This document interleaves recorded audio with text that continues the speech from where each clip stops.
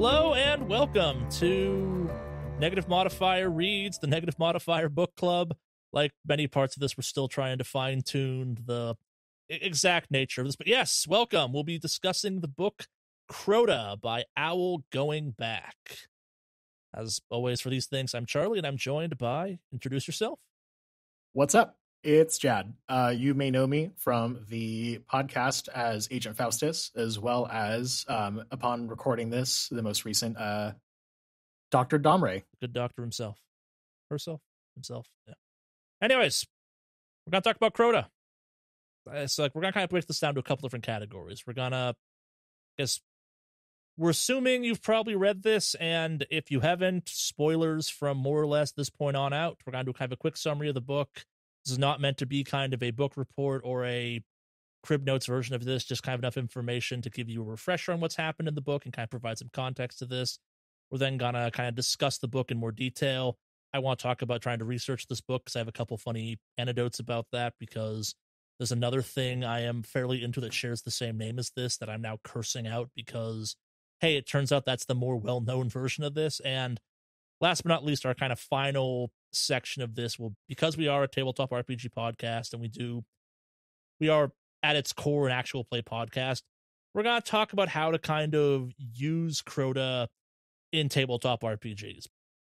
Part of why I picked this for our first book is because the structure of it really lends itself to kind of lifting the ideas from it and kind of the pacing of it from the book itself and transferring it almost directly into a module you could run. This is a topic I've talked about on a bunch of other podcasts I've been on, kind of the idea that you should always be reading stuff. Like, it's the best ideas I've had for Negative Modifier have come from me trying to kind of recreate or I think improve or kind of tinker with ideas I found other places that I thought were neat and maybe not the best implemented, or kind of, hey, that's cool, here's my spin on it. So yeah, we're going to kind of put our money where our mouth is and do that for this book because I think it's a perfect book for that. But yes, so Crota by Goingback.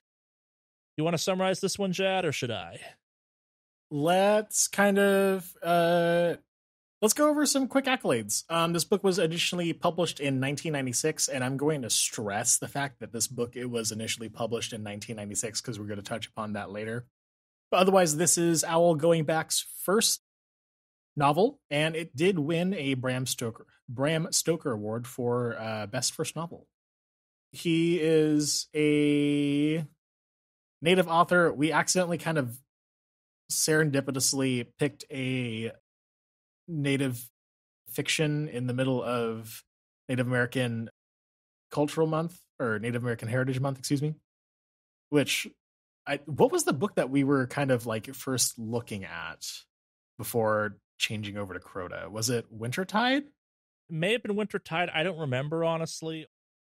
He dropped out of high school to join the United States Air Force, and just kind of keeping that vibe, you do see a little bit of that gung-ho Top Gun.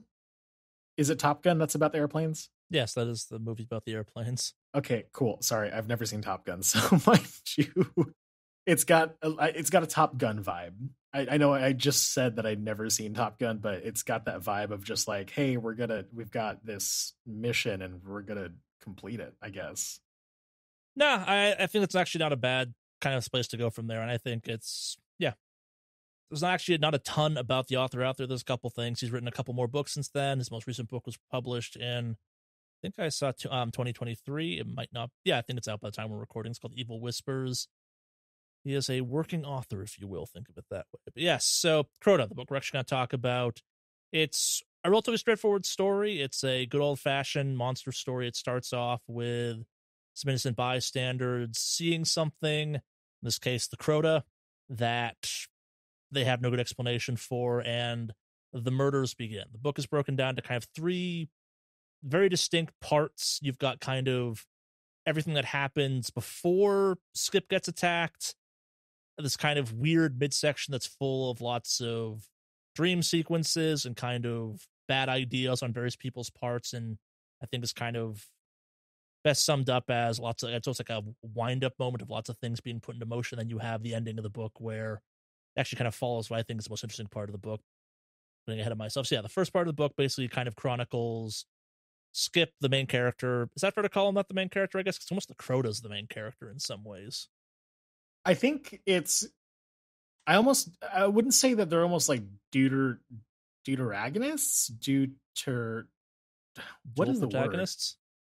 Okay, no, deuteragonist is the person who is the secondary main character. I was thinking about like dual protagonist. I thought that meant like dual protagonists or two characters who are both the main character or something like that. Not sure. So the Crota does actually end up being a point of view character. So you could almost argue that the Crota is a main character or like a protagonist within itself and its own story.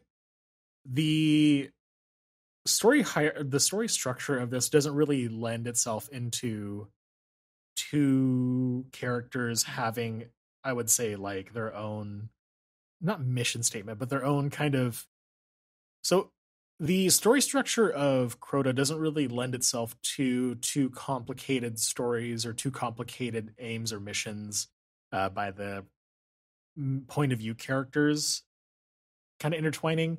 I'm kind of placing this, I guess, against the story structure of like Princess Mononoke, which has absolutely just changed the way I view narratives, just because there's not really a clear, definitive, like good guy, bad guy. It's just people with their own ideals and their own kind of moralities just kind of clashing against each other. I mean, I'd argue the Crota's pretty evil start to finish, but oh yeah, I was gonna say like with this it's more so like the Crota has a very like definitive like this is the antagonist. Yeah, and like it kind of takes pride in that, and I think like something that kind of that's a good kind of returning back to the first part of the book. Like I think like one of the things I found most impressive about this book that it's weird to kind of harp on, but I think it's worth bringing up because I think it does it really well, is that there's no overlapping events in this book. Every kind of section of it seems to progress the story forward. There's not a lot of kind of like, oh, and this was happening while this was also happening, which I don't know. I kind of like when books can pull that off successfully. And definitely the first section is just a chain of events. It's first Crota attack, investigation, second Crota attack, investigation. And I kind of really enjoy the pacing of that as a result, because it really does feel like I think the first section takes place over the span of like 2 or 3 days tops. And by the end of it really does feel like just 2 or 3 days have happened because it's been so fast. Oh, this is absolutely a fast-paced book. Yeah. And it was kind of funny in that like I had not finished the book before I had recommended for Charlie to read this. And then as I was going through the book, I was just like, oh, this is going to be interesting to talk about later on because we have taken a turn. Definitely talk about that later, because I think I was asked what I thought of the book at 4 different points, and depending on what point in the book you asked me that question, you got dramatically different answers out of me. Because so my wife wanted to read this book as well, just because, hey, we're doing this, and she was curious about kind of what we were doing for this, and she was the first one to ask me about what I thought of the book so far, and she asked me right before I got to the end of the first part, and I was really positive on the book then, and literally if I had made it like the equivalent of like 5 or 6 more pages, I might have been like, I'm enjoying this, but maybe give it a pass kind of thing. But I'm getting ahead of myself. We're still trying to summarize this. So the first section ends with Skip's first showdown with the Crota. This is the first hint you get that, and we use this phrase kind of in our actual play stuff with some frequency, maybe Skip has some juice, for lack of a better phrase. There's something a little bit mystical going on, and this happens. The Crota attack happens from Crota's perspective, correct? Like it's not from. I'm remembering that correct? I think so. Yeah, it's one of the two early on sections. You get kind of the perspective of the Crota, which. Yeah, because I think this happens somewhere around like chapter 8, chapter 10 out of like 30. There's multiple Crota attacks before that, just because it kind of shows how intimidating and it shows the personality of the Crota. Like this is all just kind of all these attacks that he's doing is entirely for sport as part of his nature, maybe, but like it's entirely just for sport. And it's a cruel creature. Yeah, I think like it mentions being hungry several times and waking up after hibernation, and yeah, it could be kind of more, I guess what's the right phrase, reserved, tactful in its hunting, but it's not. Like it enjoys the panic and the adrenaline. Like it's like the people that make a point of scaring the deer before they shoot them when they go hunting because they like the way the meat tastes full of adrenaline and stuff like that. Like, and the Crota mentions that several times, which I kind of liked. We'll talk about kind of how as time wore on, I got less interested in the Crota because I spent the first chunk of until they said the Crota's name was the Crota, before the Crota kind of named itself the Crota, I guess, essentially. I thought this was a Skinwalker story, which I was really excited for, and not that Crota wasn't cool, but definitely it's like, oh, it's just kind of a monster thing. That's a little bit less interesting, I guess. The Crota names itself pretty early on in the book as well. I think maybe let's talk about just kind of like how we got up to the first Crota attack, or the first Crota encounter with Skip. Yeah. Full name for that character is William Skip. He's got like a kid named Billy Jr. You get introduced to them in like chapter 2, but chapter 1 starts off with, honestly, it's a really, really phenomenal opening. Yeah. With Buddy Jarowski. He's like a teenager. He's about to go hook up with Linda Chapman, who's this high school sweetheart, or this high school catch, and he's like kicking it on his bike. And you could absolutely tell this is like the 90s because this book is just obsessed with motorcycles. She is only into him because he has a motorcycle. That part is mentioned multiple times. Buddy runs out of gas on his way over to go meet up with Linda, and then some shit happens where he's being chased and it ends up in like a cemetery or whatever the heck. And then he kind of sees the shadow of the Crota, and then you get introduced into like the intimidating factor of like, oh, what is this giant freakish thing? As he's running away, he's hit by a car that's being driven by a guy named Jim. And then you see the Crota's power, just because as they're talking about like, oh shit, like what was that thing? Are you on drugs? Whatever the heck. The Crota attacks. Jim's lower jaw is separated from the rest of his body. and Buddy is kind of like killed off screen per se, only for their corpses to be found by William and the rest of his gang. I think it's like Highway Patrol initially or something. They get called and they get brought in. You get introduced to William, Under Sheriff Lloyd Baxter, and then Corporal Randall Murphy, who doesn't really do a lot of things happening. Or he doesn't really do a lot in that introductory chapter just because he's like sent off. But like key characters would be William, obviously, and Lloyd Baxter as it kind of goes along. From there, it's just kind of introductions of like other kind of quirky characters that often rapidly get killed immediately after getting introduced. I mean, it's kind of like an action book. I was reading the first 5 chapters and I was like, this is a Supernatural episode. Yes. This really is like a made for TV or made for film kind of pacing and whatnot. Just because the chapters are super short too. Like, Crota's not a long book. I said like 30 chapters, but like these chapters are like 5-6 pages max. But then we were introduced to Jay Little Hawk, who is a game warden, grew up in Cherokee Reservation in North Carolina, and he's got, I mean, I guess in like the in like TTRPG terms, he's got like an insane knowledge nature, like passive, because homie's just tracking. Or he just has straight up detect magic almost. Basically.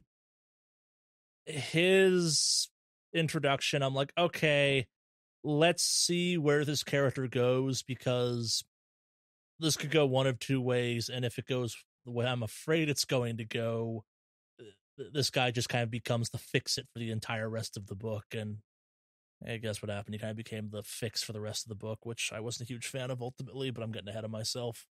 His introduction is good, though. I really kind of appreciated the whole, like, I enjoyed the stuff if he's a game warden, or like, he's game warden or not, or park. No, he's a game warden. He's game warden. I kind of appreciated that introduction to him. Like, the introduction for him I thought was great because, like, it's a great framing of, hey, this character would, because of his background, his profession, would have kind of the extra knowledge of, like, it's really weird there's no animals here. Man, there's a lot of blood here. Things feel off. And it kind of got right up to that line of, like, okay, is it mysticism? Is it not mysticism? Or is it just one that's been in the woods enough? There's definitely a little mysticism. And then the mysticism happened. Yes, sorry. Yeah, it talks about his grandfather, who is, like, also he was on a different Cherokee reservation. My notes say that it was near Bartlesville, Oklahoma.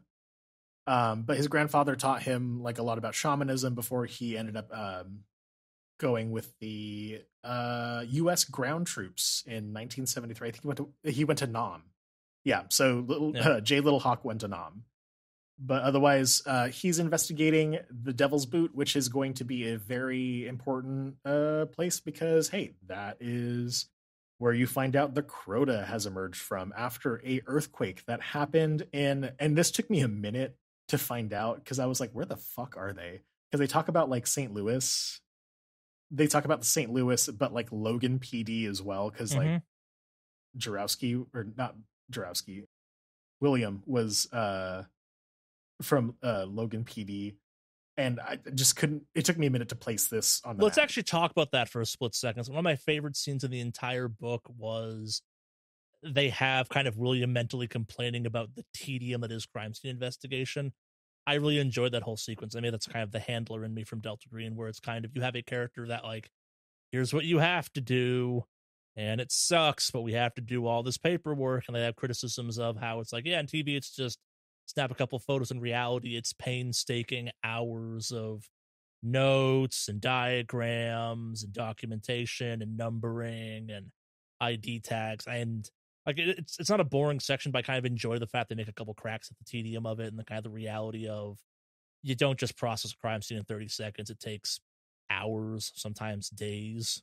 Oh, I was cracking up over the fact that he was like, oh yeah, I need to take a print of this. They're not going to look at this, but god damn it, I have to take a fucking print out of this. Yep. Like, who wants to get the body out of the tree? Oh yeah, because they found Buddy Jarowski's body like hanging from a tree after he got field dressed. And I like, definitely that was something that was an interesting thing to, or interesting kind of characterization of the Crota, just as a malevolent spirit, but specifically like a malevolent native spirit. So it's like, okay, cool. Like, it's doing these things that are characteristically associated with like res culture or like native culture or whatever with that. But otherwise, it's not just like a specific like monster creature. It's got like an intelligence with it. Yeah, it's going after specific parts. And yeah, I think kind of it's twofold, where like it's referred to as field dressing specifically. That, for those who don't know, when you go hunting and you kill something, you have to get the organs out of it almost immediately. They start poisoning the rest of the meat. And Crota is going after almost exclusively that, because in a lot of folklore, the organs are the powerful bits. Like there where the spiritual stuff comes from in most people, in a variety of cultures. So I thought it was kind of a neat effect of, this thing doesn't really care about the meat at all. It's there for just the organs. And then afterwards, it switches back to the Crota with chapter 5. It was a little jarring to just kind of be switching back between these point of views, because while it's cool to kind of get internality with the Crota, too much of it seems like it's spoiling the mystery. Yeah, I could have not done with knowing the Crota had boring human thoughts for a little bit longer. I think if we'd made it towards the end of the book before we got our first in the Crota's head perspective, or at least the Crota having internal, very boring human dialogue with itself, I would have been a little bit happier. But yeah, I think those ways of doing these where it's the Crota kind of narrating its hunting tactics and kind of playing up the fact it's not just hunting, it's being actively cruel and like a straight up monster, but at the same time, like I love the sequence where it's talking, like where it's going by all the cows and it's like, not a problem, not a problem, not a problem. There's the bull. That's what I have to do to put the fear in everything else. And I thought that was a cool touch, but it was kind of like, it's almost like kind of frat boy jockish attitude up to that moment where I'm like, this is rapidly unmystifying this very interesting creature. And that's where I will say, like, again, this was published in 1996. So a lot of the character archetypes are going to be based on just having the almost like bully-ish element towards it, or just kind of for whatever reason, I don't even know if this is specifically tied to any kind of like actual media, but I think of like evil twin Belgian ski twins, or evil Belgian ski twin lodge, whatever the heck. ski resort lodge I have no idea what you're talking about, but I'm curious where you're going with this. For whatever reason, I have a very specific character archetype tied to mid 80s, early 90s bully-esque characters where they're evil European ski lodge twins. So they just kind of show up and they're just twins and they're mean. And I don't know where this specific archetype has come from and how it exists, but it does. All right, so Jad quits the Crota with a duo of European ski lodge bullies. Okay, cool. No, but like that character, I'm saying that, get it. Yeah, that snooty. That. Yes, it's weird. Like before, we had the language to make characters that were like cruel because they liked being cruel, because we weren't smart enough to write those characters as kind of a society. You have this type of thing where it's like, do they enjoy? Like, are they aware they're an asshole? Oh, they are. That makes them more of an asshole. I get what you're saying. Yeah, like the bullies from the Never-Ending Story. Sure, they're there. Yeah, they're just being mean. But anyway, afterwards, I did like the segment with Bruno and Richard Cummings. Bruno's the dog. Richard Cummings is this guy. His introduction is so funny. Just because he's just this dude in the middle of a trailer in the forest and he's hanging out with his dog and he's like reminiscing about recently. He's reminiscing about his dead wife, but he's also just like, well, whatever, she's dead. She's not gonna be upset about me getting gas from these eggs. And then the Crota shows up for whatever reason and he like demolishes the dog, which was just this weird emotional fodder. So yeah. The dog does not survive in this book. Just heads up, guys. The dog doesn't survive. A lot of people book. Don't survive in this book. Thankfully, they die off screen. But yeah, yeah. I mean, I guess one of my favorite little details is that as he's just crawling back to his trailer, suffering a heart attack from like being chased by the Crota, it kind of snaps into just the Felix the Cat clock that's just kind of ticking away. Because like I personally have never had a Felix the Cat clock, but I've always wanted a Felix the Cat clock. I love Felix the Cat, and I completely forgot the fact that like Felix the Cat was just almost like a ubiquitous pop culture element that was just everywhere around that time. No, yeah, this is probably my favorite chapter of the book. I know I said the kind of investigation was my favorite segment. I think kind of as a complete scene, start to finish, this is probably my favorite part of the entire book. I thought it was really well written. I thought the pacing was really great. I enjoyed the wrong phrase, but I out of shape character, old, dies of a heart attack while getting chased by a monster.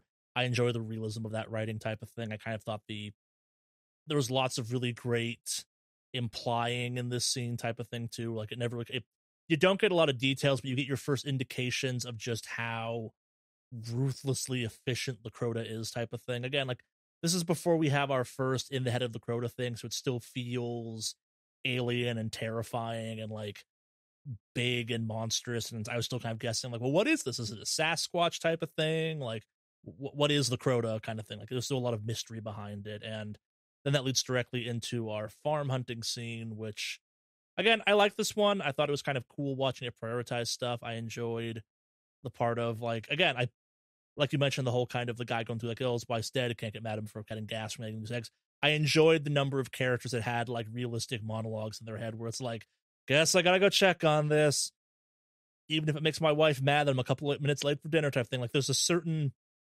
beautiful mundanity to these people's thoughts where it's like they don't think they're in a horror movie. They know they're not in a horror movie type thing, but they are. And I think kind of getting to watch those thoughts play out is just kind of like the biggest concern the next victim has is, my wife's gonna get mad at me because dinner's a little bit cold because I was a little bit late because I had to do something in the yard. I like that intro.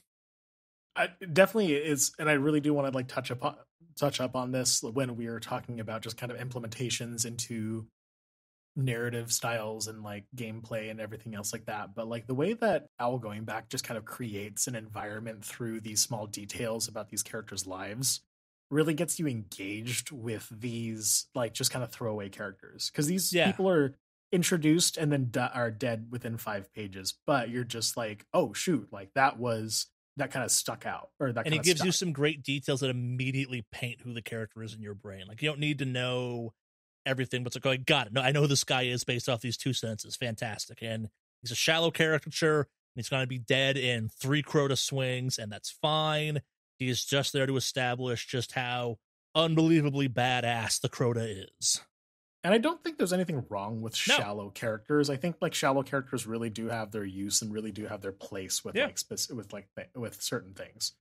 Like while I love having like a 3D character or like a round character, these flat archetypes just give me some shit here and there. Yeah, I would say like they're given more characterization than they need. Like you could just like, I like the section for existing. It does not need to be in the book. Like you could just have kind of the aftermath play out and kind of have the implication. Like you could piece together what happened based off kind of the aftermath section that happens directly after this, and it would have the same level of impact hypothetically.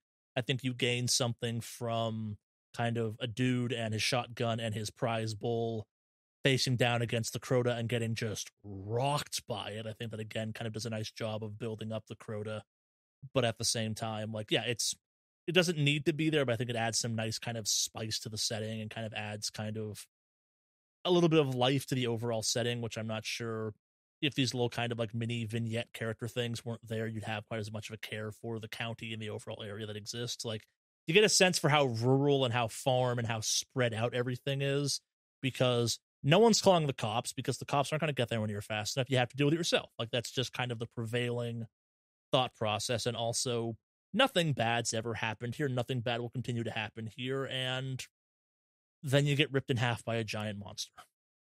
And then the police show up. Oh, Yeah. But I did want to kind of touch back. Richard Cummings and Bruno does not immediately lead to the farm scene. In between those scenes is the first sweat lodge. Yes. The first sweat lodge. I think How it's like could I forget the first sweat lodge?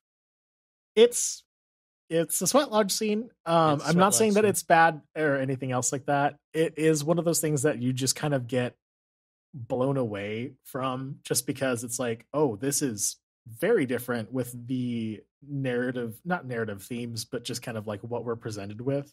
Yes, we are giving up the what is it? Not shadow of doubt. We are engaging with a suspension of disbelief because we have the supernatural creature that's there. But this definitely was one of those moments of just kind of like, okay, maybe we have been inundated with a lot of like mystic native tropes in now as we read in like 2023, maybe not in when it was like, maybe it wasn't prevalent in like 1996. I had just moved to the United States around that time and have been in the United States for like 2 years by that point. So I don't think I could really say that I have a firm grasp as to what the cultural zeitgeist was around that time. Yeah, no, and I think it's I think it's one of those ones where if the writer of this was not native, there would be different reactions to this. Like I think for both me and Jad, there's kind of a like, we don't get to criticize this one, but this is definitely the first kind of like, it feels very tropey and maybe like it's in the wrong place of the book almost. Like it was a little bit later on. Like if you finished out the section with this, I think it would work a little bit better. I think like if it was a little bit shorter, it might work a little bit better. I think my biggest complaint with this, it's too concrete, if that makes any sense. No, yeah, I get you on that one. It's not mystical enough in some ways. Like it's too, this is exactly what's happening. There's no open interpretation of it. Like this is verbatim exactly what's going on. This is exactly what it means. It feels very, and to use a tabletop RPG term, I guess, it feels very railroady in its interpretation, which, again, 90s book, maybe that's what you had to do at that point in time again, because people weren't used to reading about that part of native culture. But like in the modern era, I think it's a little jarring, and not in kind of an interesting way, and just kind of a, well, this is the first sweat lodge part of the book. Like, to kind of think back on what I've experienced so far, or at least to think back on like what I experienced like as a child back then. I think the most prominent kind of native experience, air quotes, or native storytelling experience I got was like the Mystery Lodge over at Knott's Berry Farm. Mm. And just kind of the aspects of spirits and like these character archetypes of these spirits and stuff. I think with this, it's kind of cool that it presents Jay as like this, or Jay Little Hawk as like this almost like superhero. Like once I started thinking about Jay Little Hawk as like a superhero of character, but like he would be the main character while Skip was the sidekick that kind of gets taken into the main character's story. Yeah. Like it started making a little bit more sense as to how these characters were balanced, because Little Hawk just with chapter 6, like he's given the plot. He's given the here's what's going on. Here's what you need to do. We don't have how to solve the situation, but we do have like this next step from there. Go find the better shaman and maybe he'll figure it out for you. Like to go talk to his grandpa. Yeah. Because I think after that is we finally get the confrontation between the Crota and Skip, which you get the first part where they find the traumatized woman whose name eludes me right now, and I feel bad about that. You get the aftermath of the second farm attack, or I guess like the Anna, first farm. Anna, yeah, you get the Anna farmer's moment, wife. which I thought was fantastic. I thought kind of maybe not the best portrayal of trauma, but I think Skip's reaction to, oh God, I'm handling this completely wrong. Again, I really liked that inner monologue. I think there was something very sincere about that, and kind of like just the bumblingness of it, where it's like, we've been through trauma training and dealing with this is very different in the field because people in trauma training are kind of there for training, and this is very real. And this is a woman standing out in the middle of a field that might have frozen to death because she's just stuck. And there's just like cow corpses everywhere. And I think that's when we finally get like the entire town is starting to figure out what the hell's going on. Because before it used to just be like, here's like this hush murder. Everyone can kind of keep it quiet. Local papers aren't going to get this. And then it just kind of... I don't think so. The first two murders are, maybe it's a bear attack, freak accidents happen. I think the entire first part of this book takes place in at most 48 hours. Like, I'm pretty sure that, like, at most you're covering 2 days in this book before you get to the first part takes place in 2 days type of thing. Maybe 3 tops. I think it might have been the Sweat Lodge scene that kind of threw me off. Maybe. In terms of like timing and everything else like that. Yeah, that's like the Crota covers a lot of ground. Yeah, but also all implications are the Crota has like a tunnel way to get through and is quite fast all on its own. So that part didn't bug me. I also thought that maybe it had like mystical Crota powers, like a teleport or something. Like that wasn't something I had a problem with, was how much the Crota was getting around. I was kind of more than happy to accept the fact where it's like, oh, it's some weird spiritual creature thing. It can get around this fast. If I can believe the Demogorgon from Stranger Things can get around this fast, this thing can definitely move around this fast. I mean, it did talk about how it was like being chased, or it was chasing the legend, the legend warrior, and whatnot. But like that's later on in the book. Yeah. So this then leads to our showdown with the Crota. This is kind of, I think, where my opinion of the book turned a little bit. I don't think Skip should have survived this, but Skip and the Crota throw down. You get this, maybe it's the lighter, maybe it's the gun, maybe it's broad daylight, but the actual reason is revealed later on. It's actually Had they talked about the kind of magical necklace by now at this point, or was this kind of the first mention of it? He mentions the necklace in like the second chapter. When he's getting dressed, he puts it on his luck charm. Yeah, you're right. No, I think he kept it on. Yes. He just sleeps with it. Maybe. And whatnot. Because he talks about, I love this detail. It's in notes. But he sleeps with his little Gorget, apparently, but for whatever reason, it talks about his beefy hands. And that's just kept with me throughout the entire book. Skip's beefy hands. Yeah. But yeah, no, Skip survives the Crota attack for whatever reason. It's not somehow, yeah. it's not known to him just exactly, but if you are getting contextual clues from our conversation so far, it's the necklace. Yeah. And it's like one of the 4 Deus Ex Machinas that are. I stopped counting after a certain point where I'm just like, oh, another convenient fix is about to happen, isn't it? And then it did. So I mean, it's one of those things. This absolutely does sound like a 90s like made for TV movie. This is a great 90s made for TV movie.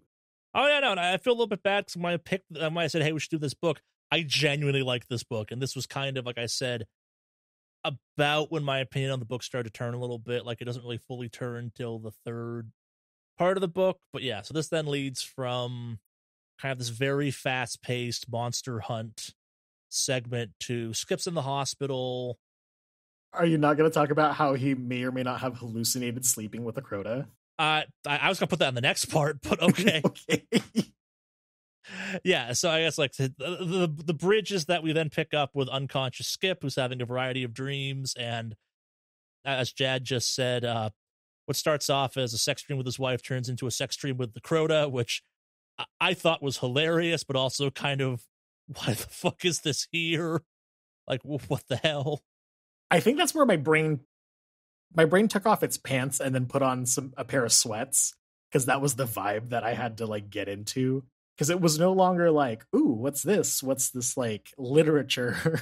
I was trying really hard to piece out some like symbolism or meaning from that. Like, there's got to be a deeper reason than dude just fucked a bear monster, but maybe not. I don't know. Like, I kind of liked initially my idea of like, okay, they're intertwined, like it's becoming an obsession, like the duality of violence and passion. It's like, no, it's just a weird segment. I'm like, okay, fine, whatever. That's fine. I feel like that was lifted from like another movie. There's, for whatever reason, like a recollection that I'm having. Of course, I also have a goldfish brain, as you may or may not have already known. So like, I can't trust my memories at this point. But no, that was one of the funniest experiences to just read through, where I'm just like, oh, there's a random sex scene here. Cool, whatever. Let's keep on going. And then it's just like, oh, we're boning the Crota. Cool. Cool. And we're in a hospital. Right on. Jokes about this, I would say kind of like, I did enjoy the fact that like, and again, this was kind of me giving the Crota a little bit more mystical credit than maybe it deserved ultimately. Like, I kind of enjoyed the fact that it was like poisoning Skip's mind. Like, it ruined a dream about his kid, it ruined a dream about his wife. I was really interested in the idea that's like, oh, he's marked now. Like, the Crota has made him like its emissary or something, or like he's going to become a Crota. I'm like, okay, maybe this is a werewolf story now. That'd be kind of a cool twist. You got this like ancient, like native interpretation of a werewolf. Okay, cool, that'd be neat. And no, it was just this weird dream sequence that like you could totally cut out, and I'm not sure it would matter at all. Afterwards, we are introduced to the second part of the story, where it kind of builds up to the climax. We are introduced to the scummy mayor, just because it's the 90s again. We got to have a scummy mayor, who's in it just for the votes. But I think the key ingredient to the second part is the meeting of Lloyd and Jay Littlehawk. I guess the further introduction of Lloyd, or the revelation of who Lloyd actually is. You really meet Lloyd at this point. And yeah. Lloyd is my favorite character in the entire goddamn book. He's known as the Undersheriff Lloyd Baxter, a big and tall clothing shopper, even for his wristwatches. And like, he's got really nothing else going on for him when he's first introduced. But when he meets Jay Littlehawk, and Jay Littlehawk talks about like, hey, so this shit's happening, and he's not like being coy about whatever the heck. Jay Littlehawk is just straight up telling Lloyd, like, there's a mystical creature that's come out of the Devil's Boot, or the Lost Creek caves. And he's not mincing words. He's not trying to spin. It's like, no, like, he's stripping. It's an ancient evil. It came out of this thing. It was sealed away. We got to deal with this. And I love that Lloyd's reaction is, I'm going to put that in my pocket and use that to status climb. I'm going to be the sheriff now. Lloyd said, I'm going to do this because I'm going to get votes. Yep. And I was like, what? This is the most stupidest decision. But you know what? Stupid decisions make great stories sometimes. I mean, also like the idea of elected sheriff positions is a whole other separate topic. I enjoyed the kind of criticism of that on in this. But what's also great was just the weird ragtag team that he ends up assembling in order to go like spelunking in like Lost Creek. You get more of the story behind Lost Creek in chapter 3 when Jay Little Hawk is like talking about it. Like a kid died there because it was some caverns were discovered further in the cave and whatnot. So a lot of people have like kind of gone spelunking or whatever the heck, but it's ended up being like closed off just because of how dangerous it is. Yeah, and this was kind of like, I felt like this section was kind of writing the ship some. Like I really enjoyed how like Lloyd was that bureaucratic type of evil where it's like, you know, he's gonna get a bunch of people killed because he's not taking this, or he thinks it's a bear type of thing. But he's smart about his evil. He's putting together a caving team. They're getting equipment. They're getting the good guns out for it type of thing. Like they're doing everything correct that you would do in this instance if you just thought this was some like giant monstrous rabid bear. Mm-hmm. And I love that about this section. Like it's despite the fact you have Jay Little Hawk being like, hey, it's totally a monster. Here's how you kill it almost type of thing. Like the spelling out everything except how to deal with it. You have this guy look at it and go, nah, I'm going to do my thing, but then be like the smartest ignorant person in this topic possible. Like round up all the experts one might need to go hunt this thing. And I love that about this. And I love the fact that like, how much do you know about caving? I don't know very much about caving. So yeah, I love the kind of amount of detail this book chose to put into the caving section, because if you've watched any kind of caving videos like I have, it is a terrifying hobby for only the craziest of people. Like the people that go caving make skydivers look well adjusted and normal, in my opinion. I've seen some caving videos where people are just shoving their bodies into tiny little crevices and just being like, I wonder what's on the other side. Yeah. Thinking to myself, like, this is how people die. Like, what? And not only that, underwater cavers, like, oh, I'm going to swim through this tunnel with my limited oxygen supply. I wonder what's on the other side. What the fuck? Like I said, I loved how much kind of detail it put into kind of the dangers of caving and the history of caving. And that, like, at no point does it ever act like this is a good idea. Every point of it's like, this is a bad idea, but we're gonna do it. You know what's my absolute favorite aspect of this is the fact that Jay Little Hawk just dips. Afterwards, he just is like, hey, I'm going to tell the sheriff, because the sheriff is supposed to be like an the undersheriff, because the police is supposed to be an upstanding social collective or whatever the heck, and they're going to do the right thing. Anyway, by the way, I'm going to go visit my grandpa, so I'm going to be on the other side, not on the other side of the United States, but just like a plane ride away at minimum. And so he just leaves this information with this guy, and this guy just goes, fuck it, I'm going to use this for my personal gain. Yeah. And even then, his team ends up, like, while they're spelunking, I think his team, or two dudes from his team, are just like, what if we buy the land on this and turn it into, like, a theme park or some dumb shit with it? And I'm like, this has to be a layered Native American criticism about land ownership and land rights that I just am not educated for culturally as well as academically to fully understand. But I can see that this is just, well, we're skipping ahead some, I guess. Oh, like, sorry. Yeah, I guess like this section's kind of, we're not going to go into every detail.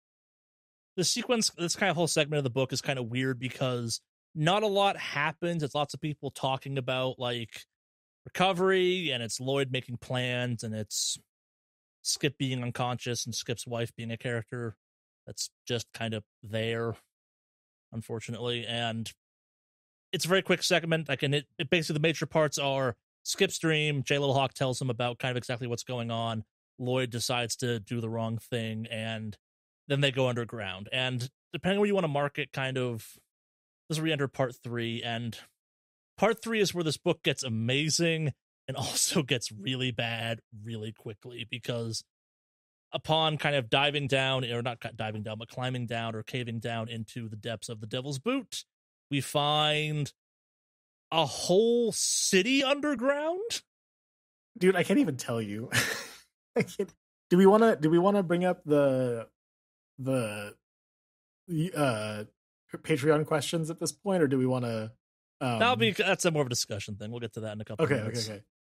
But yeah, an entire underground city where like we see these civilizations and we see these like living establishments like made out of like fired like adobe, I Like guess. legit buildings underground, like not Yeah, yeah, yeah. some stone construct, but like legit. Hey, these Like a buildings city are here. even. It's not even just like it's not even described just as like a city, couple. yeah. Yeah, it's not like a couple fucking like, oh, here's like a small dwelling or whatever the heck. Like there's like roads, there's like architecture, there's structure.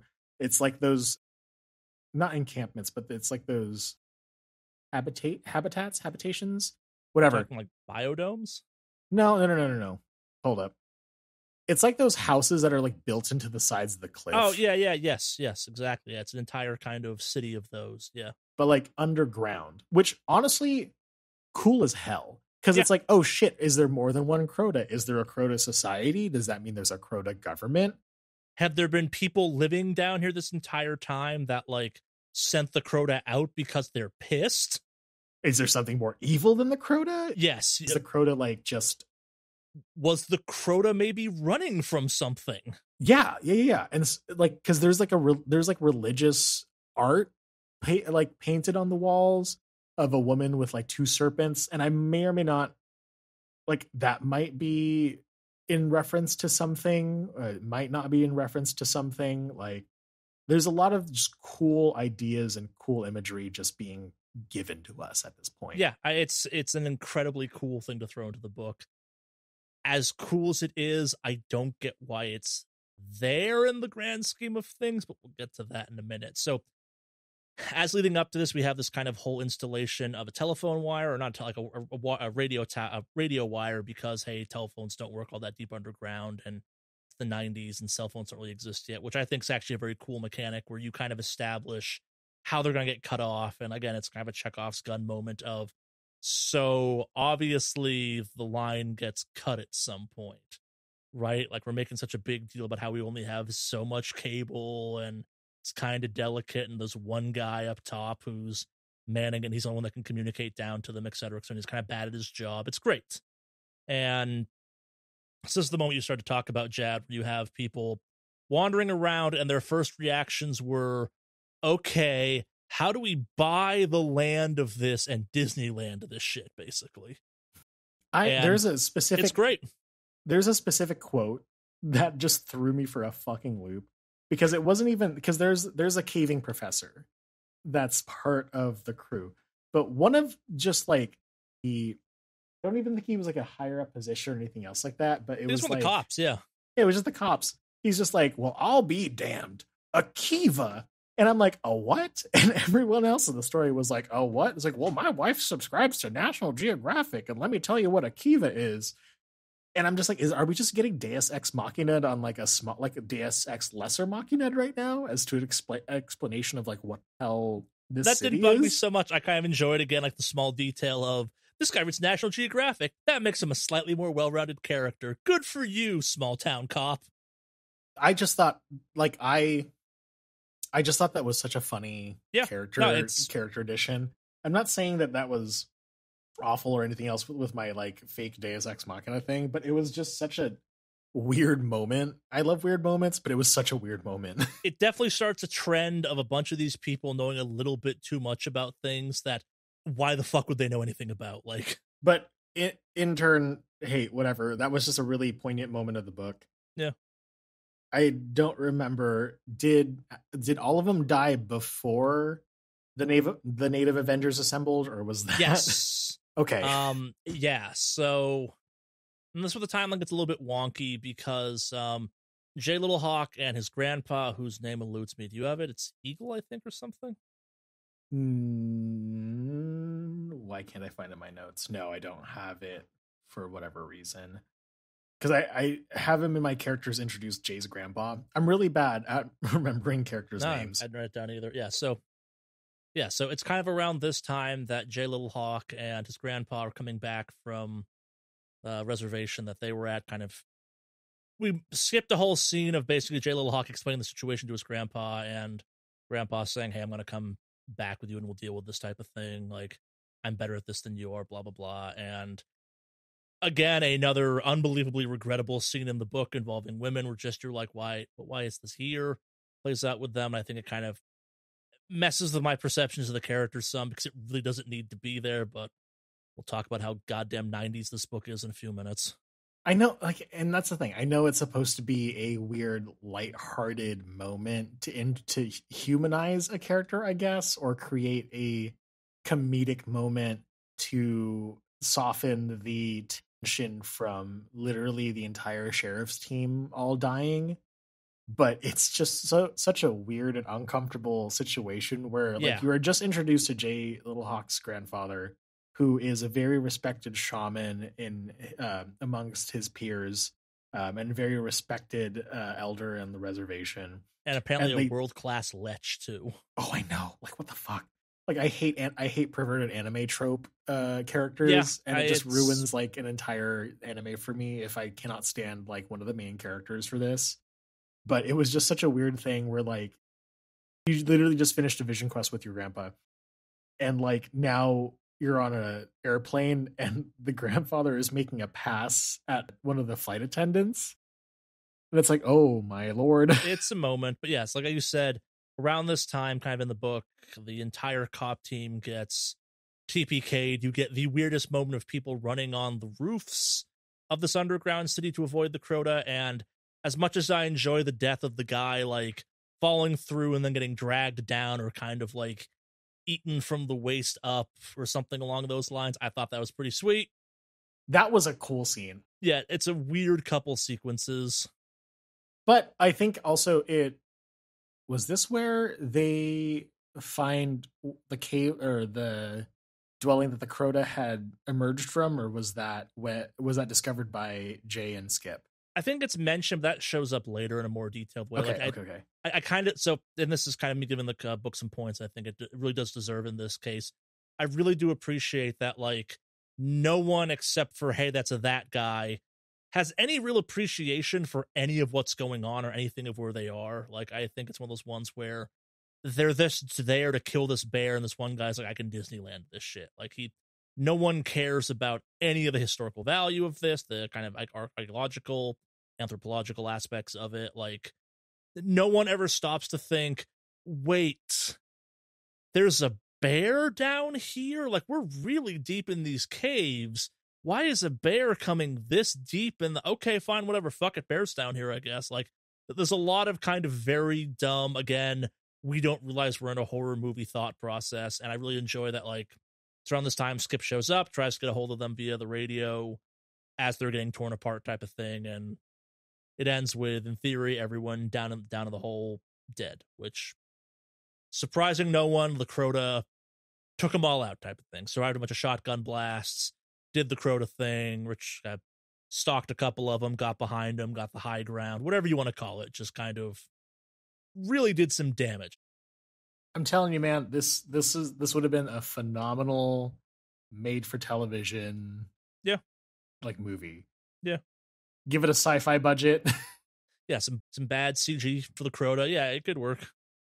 But at that point, when Jay Littlehawk and his grandpa kind of touch down, they link up with Skip, because Skip is now given the lowdown as to what's going on. And I think this is kind of where both me and Jad agree. Like, the book goes from kind of like, okay, it could go either way. There's been some kind of rough moments, but like, it's been fun so far, at least, to just kind of a string of Deus Ex Machina coincidences that just get weirder and weirder with every section or every chapter. My notes says Deus Ex Grandma, because one of the last visions that happens is just, we are given the entire plot.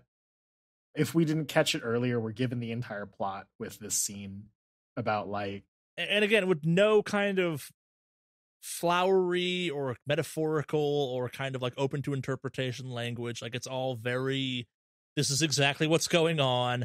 There's no ambiguity to this. Like, it's like someone's reading from a monster manual going, Crota, level 5 challenge monster.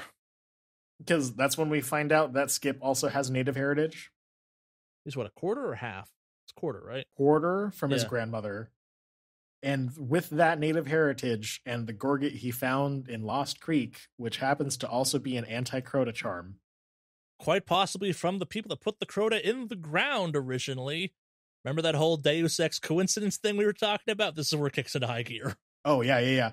Because he's literally handed the tools to defeat the Crota, because he climbs up into his attic and You're missing the worst part.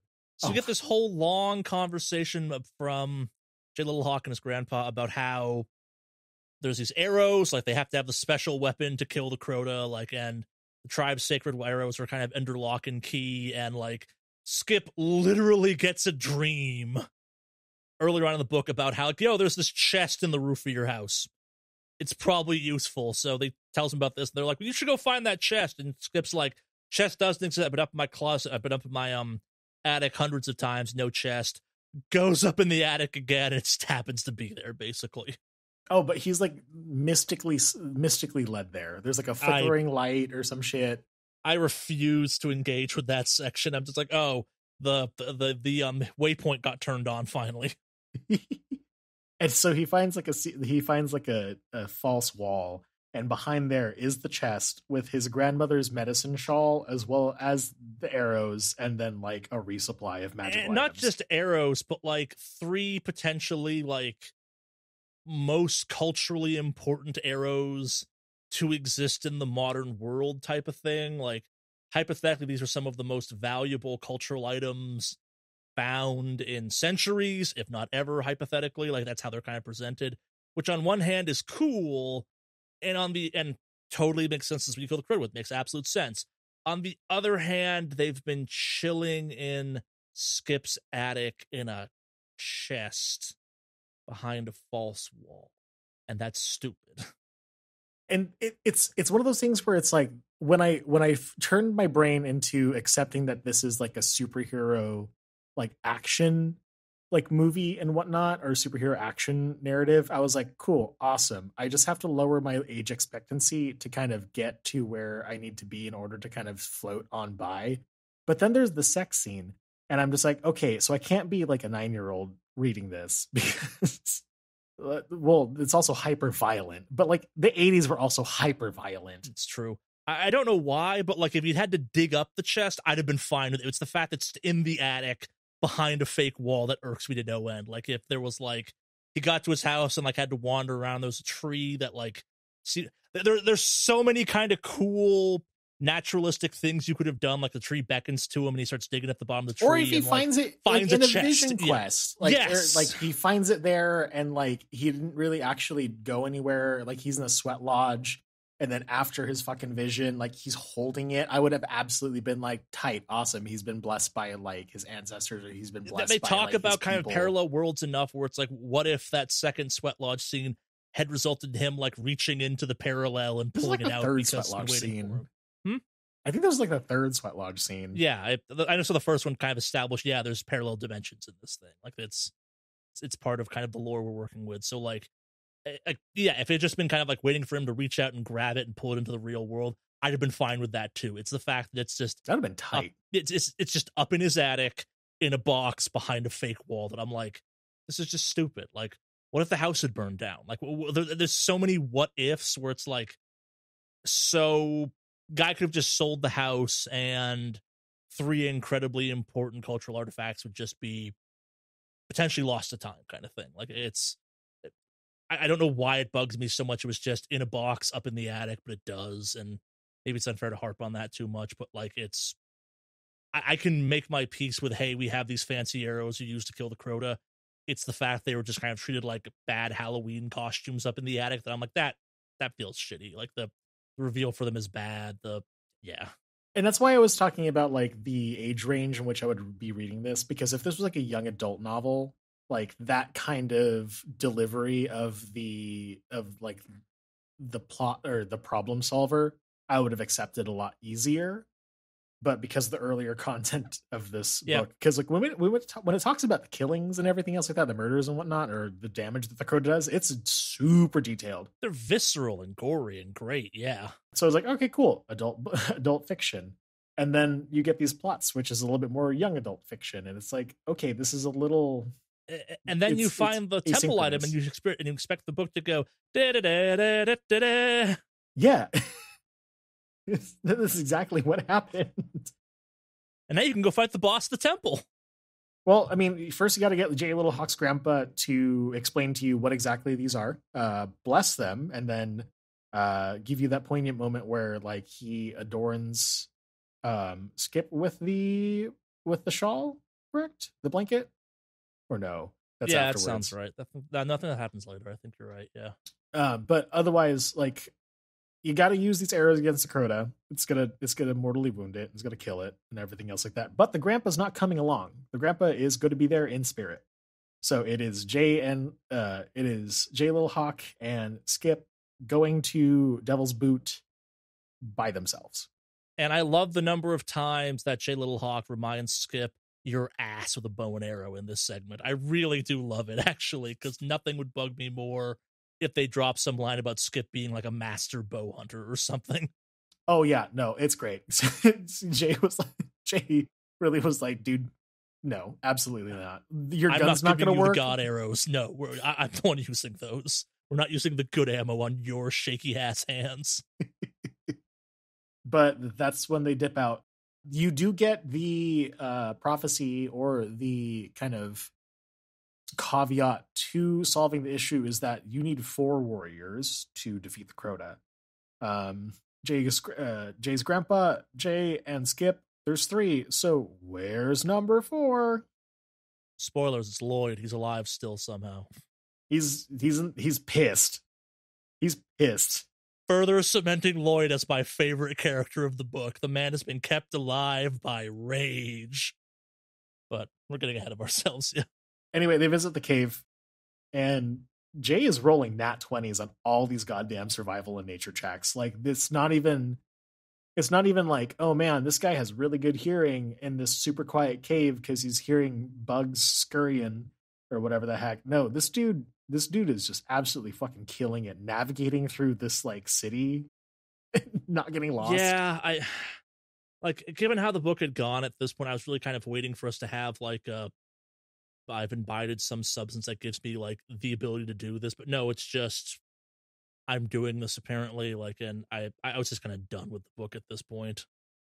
I do love the little detail of Jay trying to teach Skip the like advanced hearing techniques. Yeah, or focusing your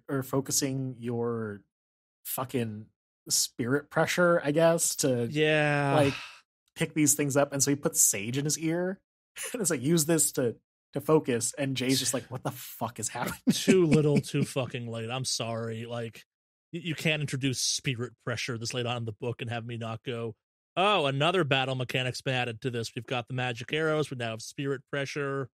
Mind you, spirit pressure is not the actual verbiage used in the book. I just picked that up from Bleach, which I think it's actually called pressure, though. Like, it's... Is it? I think it was. No, I mean, like, I've never actually read Bleach, but like, I do know enough like weird little things about it. But like, oh gosh, okay, I'm gonna have to look that up again. No, but that's how it's definitely described in the book too. It was like it's a presence, it's oppressive, and again, like, the idea of it is cool. The fact there seems to be this kind of miasma that exists around the Crota, really cool idea. Wasted on a not great monster at this point, but yeah. I do think that it's super funny though that it kind of pokes fun at Jay not being able to summon all of these powers, I guess, because he hasn't had the shaman training that... Sure. Skip cannot pull up these mystical powers that Jay had trained on. But it's a weird kind of self-aware jab that I don't know if it's aware of the other kind of tropes that's happening.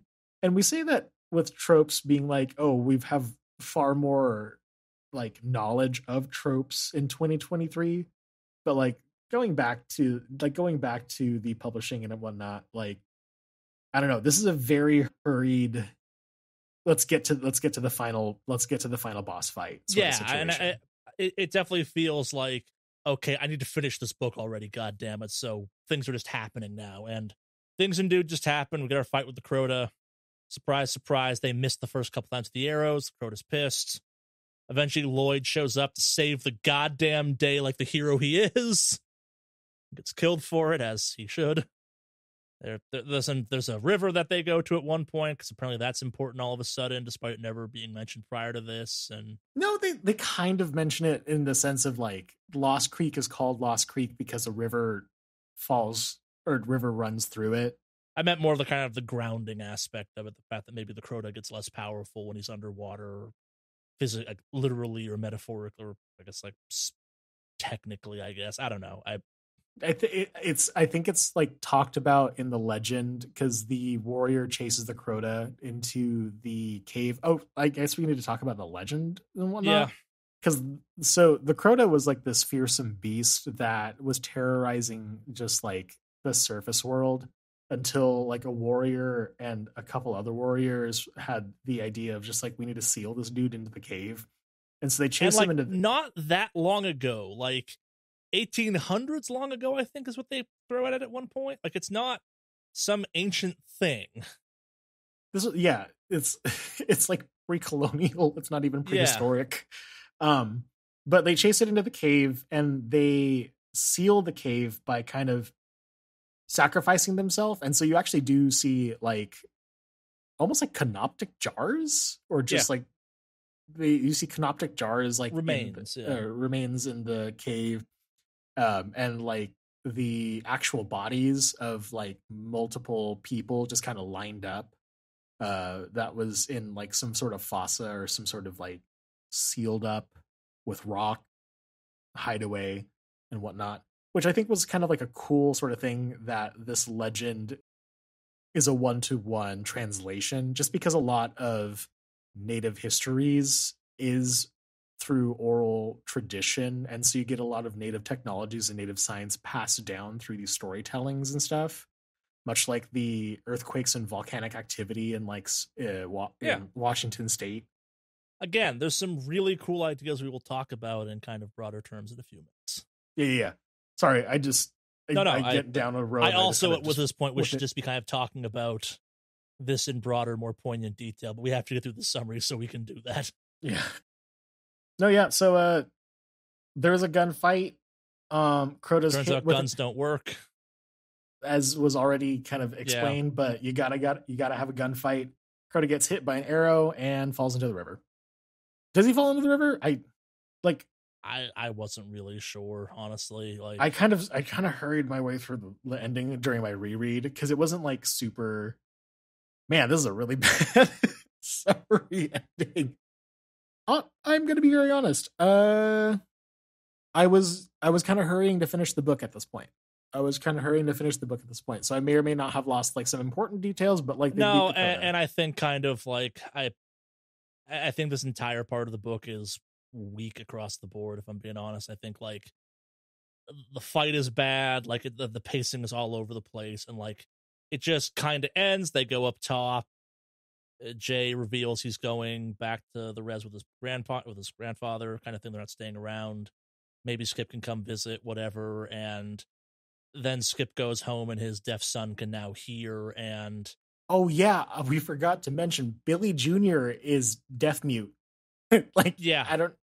What he experienced, was it like some sort of trauma, or like it's not really ever explained? They hint at it, type of thing, but yeah, it's something along those lines, or at least I'm not remembering it in great detail. But yeah, my issue is I have a hard time remembering anything about the fight with the Crota because it's immediately followed by this very weird epilogue that, like, if you look at it kind of sideways, you're like, wait, someone broke into Skip's house and now his kid can hear. That's someone. Not good. It wasn't even someone. It was like Jay Littlehawk's dad, or Jay Littlehawk's grandpa, because it talks about how Billy Jr. is holding his grandpa's headdress and feather, like his feather headdress and band. Yeah. Like in his hands, and he's singing Old MacDonald and whatnot. And it was like that, reading that epilogue and just reading that extremely 90s everyone feels great ending obliterated anything that happened within like a 2-hour time frame before and after. I have notes about the fight here that don't make sense to me because they keep referencing, and then the goddamn ending happens. I have 4 notes that end with, and then the ending happens. Dear God. I think I stopped. I don't know if I stopped taking notes or something like that, but that also happens in my notes, where all it is in all caps this ending with like 6 G's. So 90s, holy shit, like how old is Billy Christ? Well, so thank you for joining us for our summary of Crota. Let's get into it. Not that we have not been getting into this. Like, let's talk about the 90s factor right off the bat, because it's been a while since I read something this 90s or engaged with something this 90s. Would I recommend this to somebody? Yes, actually, I did. That's why we're talking about this now. But I would recommend it with caveats. When Charlie had mentioned, hey, let's do the Crota, I was like, just heads up, it's going to be a very interesting kind of read. I didn't want to pass judgment on it, because I'm not saying that it's a bad book.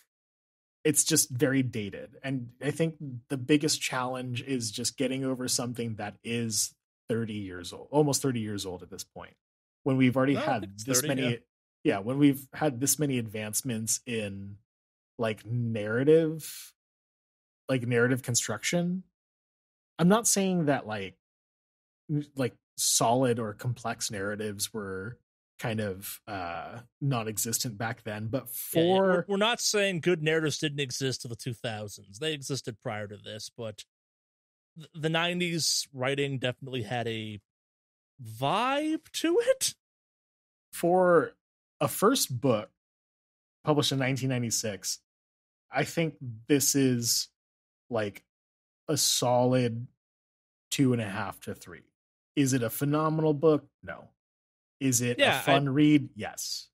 I'd give it it's fine. I enjoy the pacing of it, and talking to my wife about it, she did not enjoy the pacing of it. I can say I was never bored in reading this book. I was annoyed, frustrated, hands up in the air, what the fuck is going on?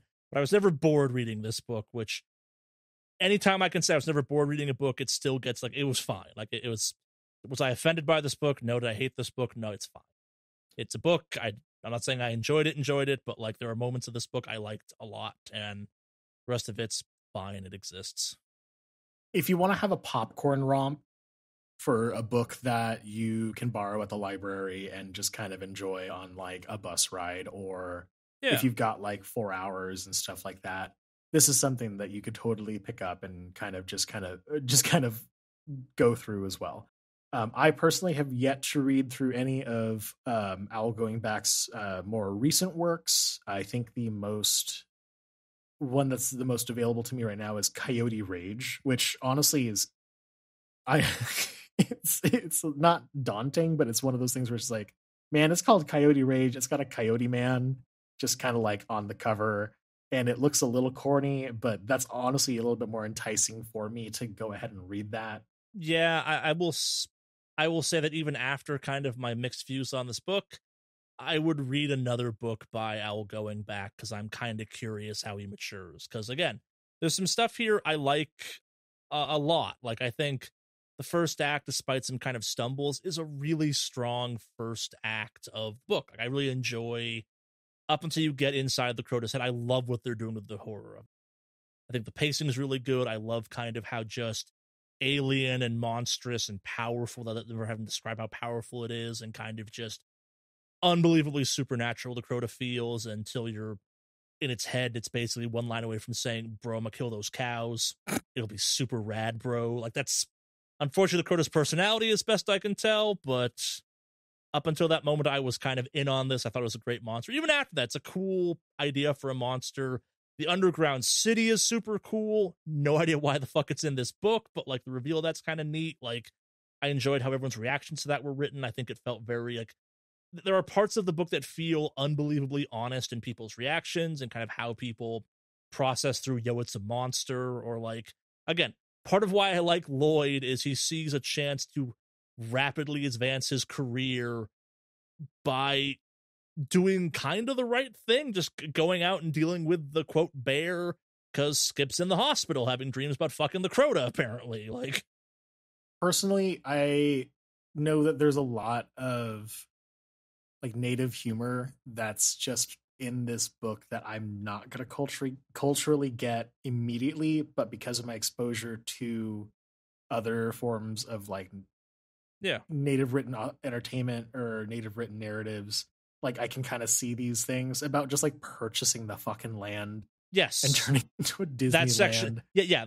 The segments of this book that are great, I think, are great. Like, yeah, the back and forth about buying the land is fucking amazing. And yeah, it's moments like that that make me curious about what Owl Going Back can do, because the guy has moments of really great writing. They're just sandwiched between moments of really badly written fight scenes, or one too many Deus Ex Machinas, or hey, the magic arrows were in a box up in your attic the entire time. Skip. And I think, and here's the thing, like I know when I first mentioned like the first Spirit Lodge scene, it's actually a really well written scene in my opinion. Like for Jay Little Hawk to just be engaging with his culture, with this practice that was taught by his grandfather. I think it goes on a little bit too long, but yeah, I can't fault it for kind of what it's doing. The fact that like second kind of spiritual scene was belittled by like the lewd airplane scene immediately afterward, and then the third scene being Skip's Deus Ex grandma, I just kind of threw me for a loop. It's Like it's one of those things where I love just kind of this loving aspect in describing these scenes, describing this ritual, and just kind of the power and like the intimacy behind it. It just gets a little weird, I guess, in juxtaposition to where it's at in the book.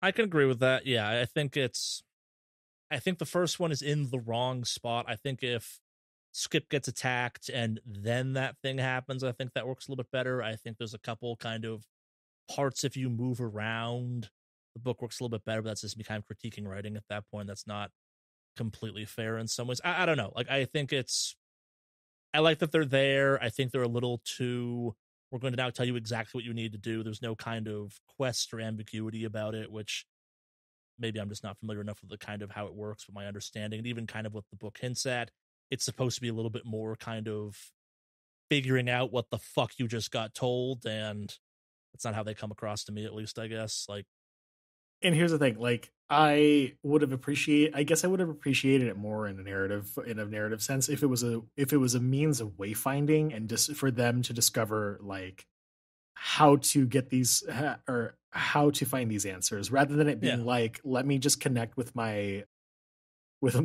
spirit encyclopedia so that way I can figure out what the fuck's going on. Like, let me just ask Ancestor Google. Like, I'm a roll Mystic Ancestors and see what pops out. Yeah, that's Crota. I mean, like, I'm not saying that's Crota, and I think we have to also talk about the book's not great treatment of women. Like, they're just kind of there. Yeah, and I think like when you kind of were like, this is the most 90s thing I've read in a while, I think that was the part that struck me first, was that like you have the snaggletooth waitress. It's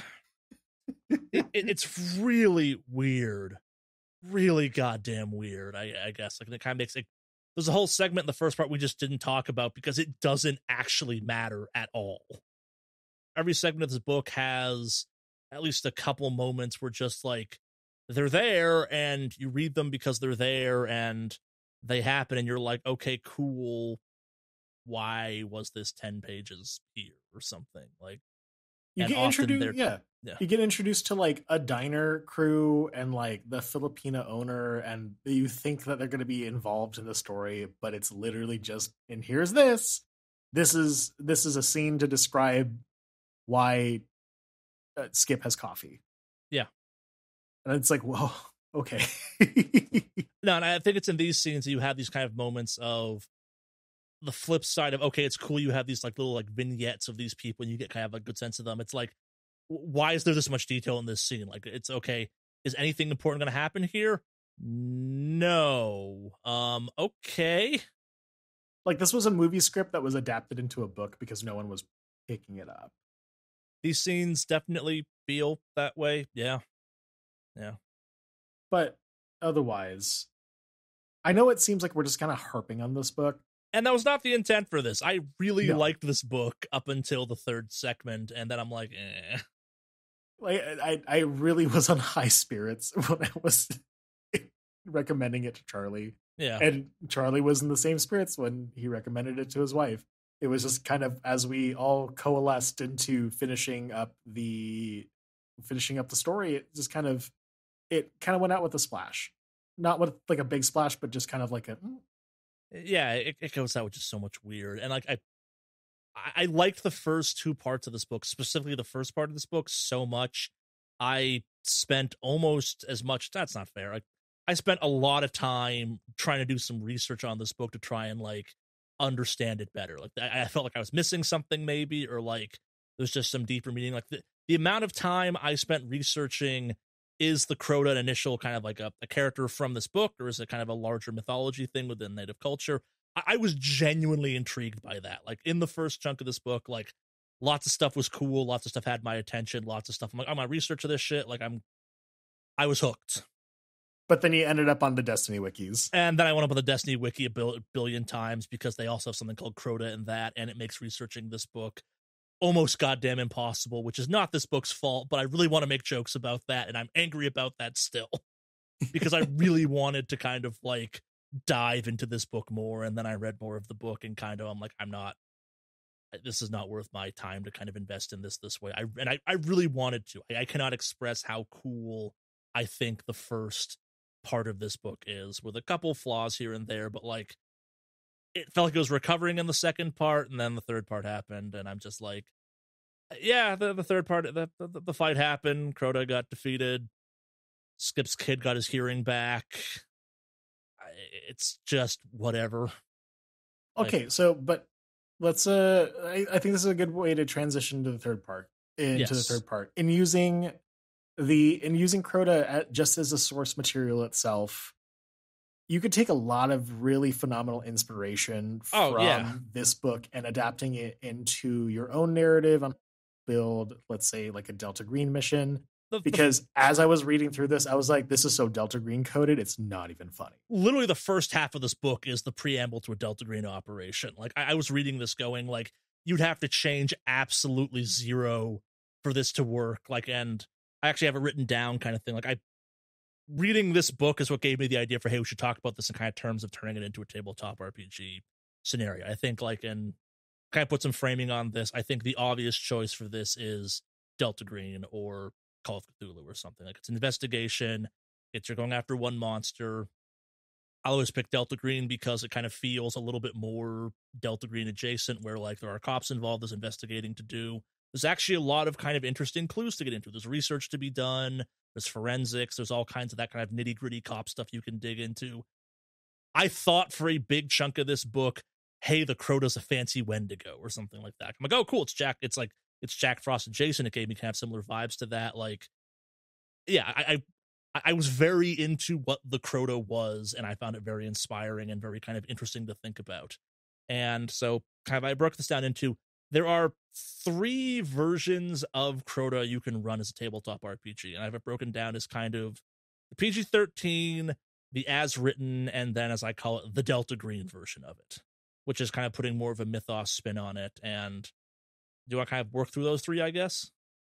Yeah. I want to throw in just kind of my my contribution to this with the as written. I would actually definitely recommend Monster of the Week for this as well. It is I'm not super familiar with this game. I've played it a couple times with some of my homies, but it's basically like you're the fucking Scooby Squad from Buffy, and it's written much like how like that kind of vibe of television shows kind of work, whether you literally have Monster of the Week, you have your character archetypes, and you're just kind of flying through the plot and doing some mild investigations as you go along, and how you do well in those investigations is basically how well you fare with the Monster of the Week. But if anything else, the PG-13 version, I would kind of give that back to you, just because I feel like you have a lot more as our resident GM extraordinaire. Oh yeah, I found this book fascinating because like this was I was rewriting parts of this book, not because I thought they were bad, because I was putting my own spin on them.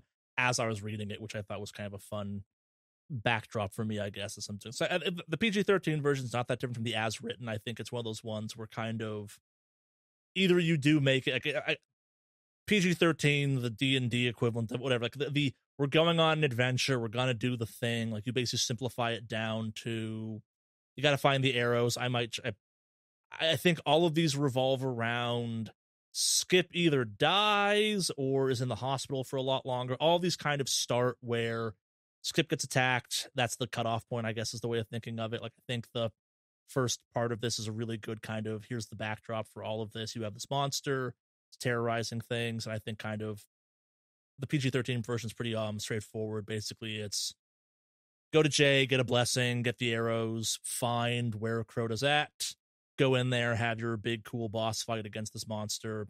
Maybe it's got some mini Crotas it throws at you or something. Maybe it actually has some bears. Like, I think there's a version of this where you have Crota be like the king of bears in addition to being Crota. Makes it kind of a little more interesting when it has a bit of a dominion or something.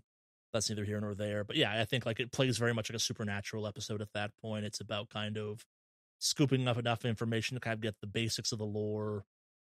And yeah, it's a very straightforward thing. It's not quite I'm not saying it's on rails, but yeah, it's find the 3 clues, go in there, get it, and Bob's your uncle at that point. The as written, I think we kind of talked about how it's kind of already written like a good introduction. Like I think Skip dying and the guy with the dog living and being your kind of like introduction to something weird is going on, I think works a little bit better from a tabletop RPG perspective. That's the only change I would make, I think, because Skip is inherently kind of a good, trustworthy person, blah, blah, blah, blah, blah.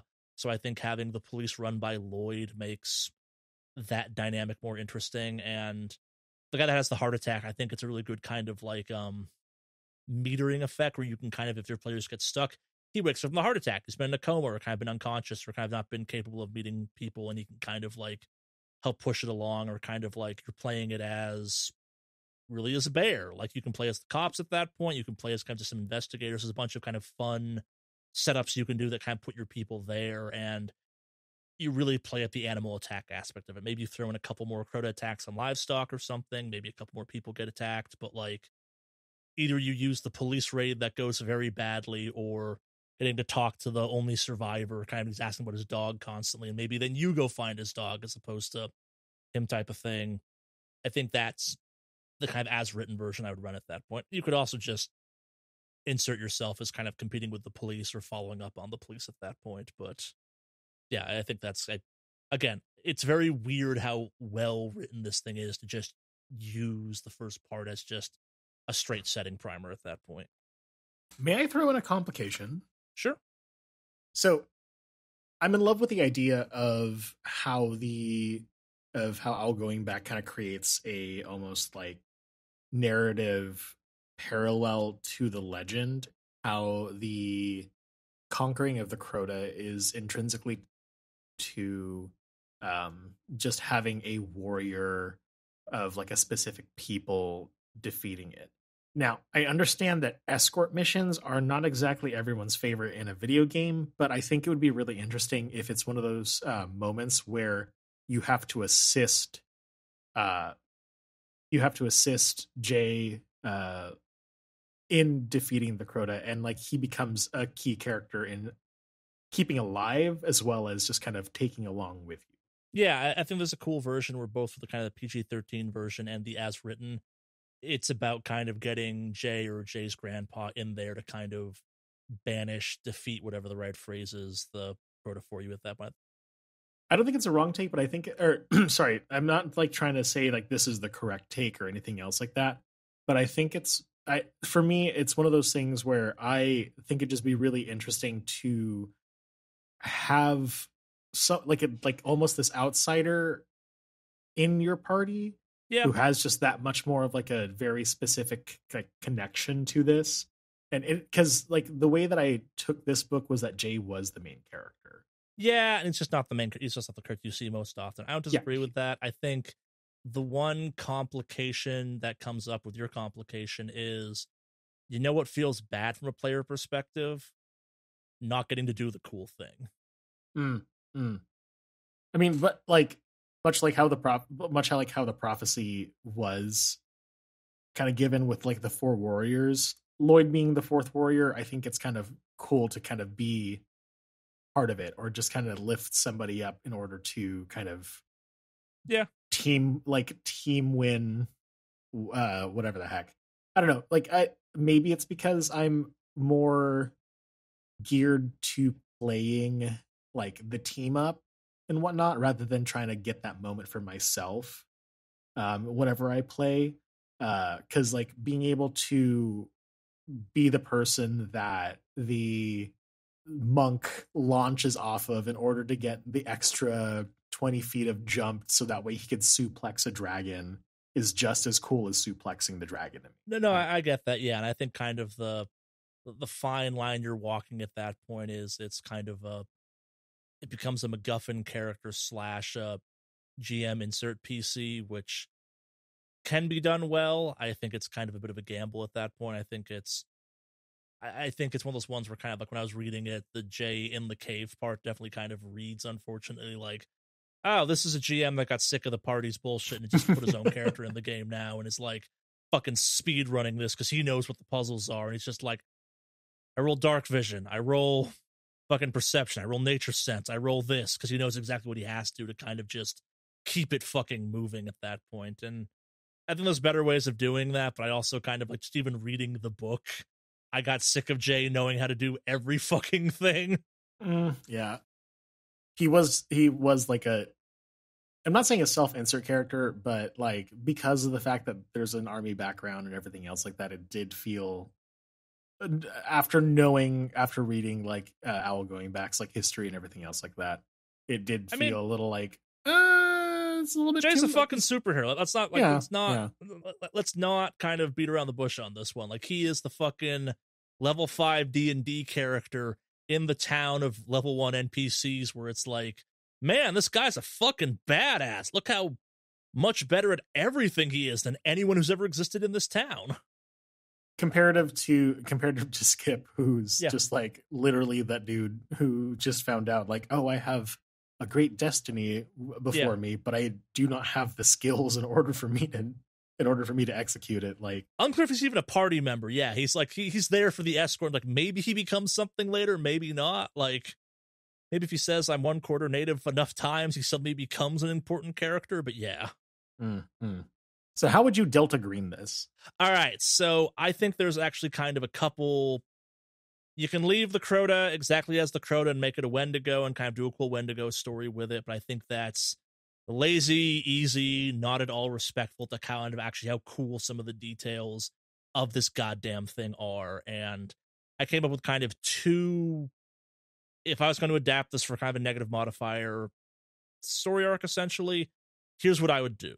And my two options are Serpent People, or that Crota is the byproduct of something, actually. So, more or less, things are the same. All the murders happen. I think, again, I kill Skip. I think the story is better if Skip dies from a kind of quest giver, NPC, interactive standpoint. I think having guy that unreliable person saying, I got attacked by a monster, have you seen my dog, is a much better hint at things are fucking weird than Skip or Jay. And I think kind of maybe Jay becomes kind of a research option where like maybe Jay's smart if he's going, I'm staying the fuck out of this type thing, I'm gonna get the hell out of here type of thing, like I can't kill this shit or something like that, like you're all gonna die, and the ticking clock in the background is getting to Jay before he leaves town or something like that. That's details at that point. I'm not really sure kind of what you would go with at that point. But so going to the kind of easier of the two, I think. So there's Serpent People in the Cthulhu mythos. They're not super well used in Delta Green because a giant reptile person's kind of a hard thing to do in a modern concept, but kind of applying some Call of Cthulhu mythos to this and kind of taking a couple liberties. Serpent People live underground. They live in caves. They have giant, crazy tunnel networks. They have underground cities. What if you have... So the city that exists, what if it's kind of a fancy underground city of Serpent People? What if it's way fucking deeper in the earth? The earthquake opened up its seal, and it's been a spawning pool or a breeding pool or something, and a couple young or adventurous, or the few serpent people left in the city that aren't kind of in hibernation or in egg sacs, have come up to see what the fuck's up on the surface, and they're hungry and they're doing the murders. And because serpent people can shapeshift and turn invisible, you get kind of this like monster in plain sight in the town. It still kind of maintains that same monstrous presence. They get a little more mystical at that point because serpent people have magic, and you get to kind of lean into kind of some of the more native kind of beliefs around snakes and whatnot, and kind of there's a bunch of ties that do overlap there, and you can kind of play with that. It's not my favorite version. I think it's kind of, it lends itself to a very tactical ending to kind of the operation, I guess is the way of thinking of it, where you're storming the lizard person city or storming the serpent person city at the end, and you're doing battle or you're sealing it up. Like, I think it's, you present the option of just get a bunch of C4 and rebury the entrance, or you don't go in.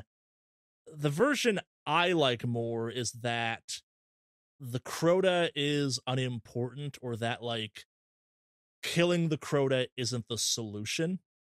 It's just a temporary fix to the problem. So I personally think the coolest part of the entire book is the underground city, honestly. I think it's surprising. I think it's an interesting thing that's not utilized enough. I wish it had kind of had a more important role in it.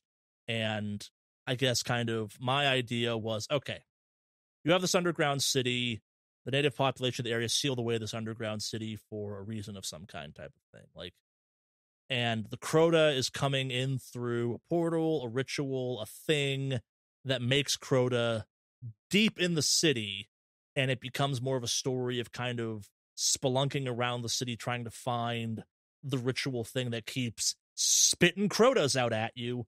I think it also makes a situation where you can kind of fight the Crota in a more traditional sense, and then it just keeps respawning over and over. Like, you get this kind of false sense of victory numerous times, and maybe every time it comes back, it like gets a little bit smarter and a little bit more evil, and kind of like it's learning from that. Like, it's not just a dumb beast. It's kind of capable of internalizing what's going on, but you get to keep it very alien, very not human, very kind of unknowable, because it doesn't die. It just comes back. Like, yeah, you messed up its earthly body, but it gets to kind of come back and mess with you. And maybe like the third time you fight it, it's like calling you by name and has beef with you specifically at that point. And it really brings this whole kind of city and kind of the mysticism aspect of it to the front. And I think it also then ties into the themes of the book of tradition and kind of like actually having to do the ritual and the story of it, because it's not about fighting the Crota. It's about kind of performing the ritual to seal the portal, seal the city, end this out of control ritual that's spitting out the Crotas type of thing, or letting Crotas get through. I would also change the arrows from an arrow to a knife. I think knives just kind of work better from a banishing or fighting a giant monster like this perspective. So I think it kind of makes it, again, more ritualistic, and it's less about, it's not about guns save the day. It's about, okay, we found the right ritual, we found the right sacrifice, we found all the parts that you have to do to kind of like seal the tear in reality that this thing keeps crawling out of. I think, especially if we're going to be going that route, and it's one of those things where, like, I think a knife and arrowhead are kind of interchangeable, whether or not it was like... The fact that no one stabbed the Crota with the arrowhead bugs me. You're right. The fact they were shooting arrows in the dark in a tunnel below the ground bugs me. Legitimately, I was just like, why not just fucking Legolas that shit and just stab somebody with the thing? But whatever, man. It's an arrowhead. It's got to be used as an arrowhead, I guess, instead of just a miniature spear. I say knife because players are stupid, and if it's an arrow, they're going to arrow it. They're not going to think, what if I just stab someone with it? It's a little bit of kind of pushing it along. What? A little too honest on that one? Not a little too honest, but it's one of those things where it's like, yeah, I agree. Because if you gave me an arrowhead where it's like, you gotta go use find whatever a bow for it. Yeah, it's an arrow. I'm gonna throw it. It's gotta fly, right? It's attached to an arrow for a reason. It's an arrow, yeah. You made it an arrow specifically, yeah. I think that's kind of it. Called out on this shit, okay. No, yeah, I think it's going back to kind of my ongoing criticism of this book, is it has a lot of cool ideas. I just don't think they're implemented in the best, and I don't have issue with the special arrows are needed to beat the Crota. I don't think they should be arrows. I think they should be something a little more reusable, but like in the confines of the book, it makes sense. From a tabletop RPG perspective, a knife survives the ages a hell of a lot better than 3 ancient arrows do. That's just how degradation works. I think, and especially changing or like throwing out ideas as to how to acquire those arrows rather than it being like just in somebody's fucking attic or anything else like that. Maybe you have to do a heist from a cultural center. Like this. Maybe you do a heist from a cultural center. Maybe you make the goddamn knife. Like maybe that's what Jay helps you out with or something, and it becomes kind of. I mean, like Jay has like the spiritual training. Like maybe there is a specific ritual, or maybe there is a specific material that he is privy of in creating like this knife. Does it have to be properly smoked? Does it have any other things? Because he talks about like ginseng or like wild ginseng and all these other things that are like known by other names and whatnot, and just like how important they are to his people, and how like using this like not lost technology, but this like not heavily restricted, but like this technology and these things were nearly erased just by like American history. Yeah. And so for there to be a specific lore keeper that you have to be able to catch before he leaves, I think would be like, I think that's a really great kind of plot point. But I think you can even use some of the beats from the book. I think like, okay, so where do you get the knife?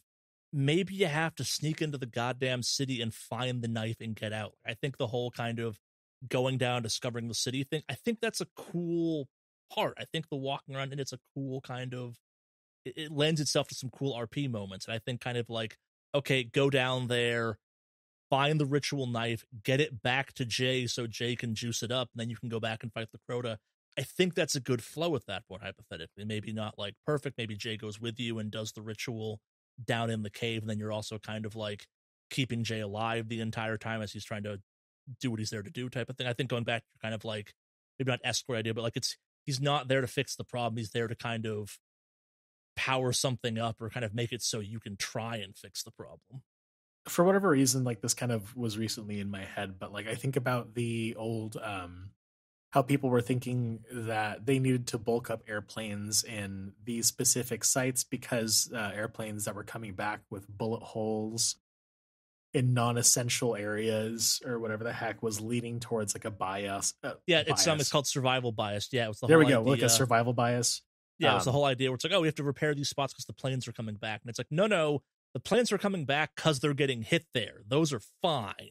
Yeah, and so like if say that like you were not able to get to Jay in time, the fact that there is already an entire group that is down there that was able to successfully pull off the ceiling of the Crota, you can kind of glean information as like a last ditch effort. Like, yes, it's going to be a lot more challenging for the players, but nonetheless, it's not like they're going to be fucking just shoved in a cave with no means of finding out like how to fucking, or like killing the Crota with the knife puts it on ice for a little while or slows down the respawn process long enough for you to like blast the entrance to the cave. Like there's plenty of Delta Green operations that end with, you fixed the problem for now. Oops, Devil's Boots turned into a green box.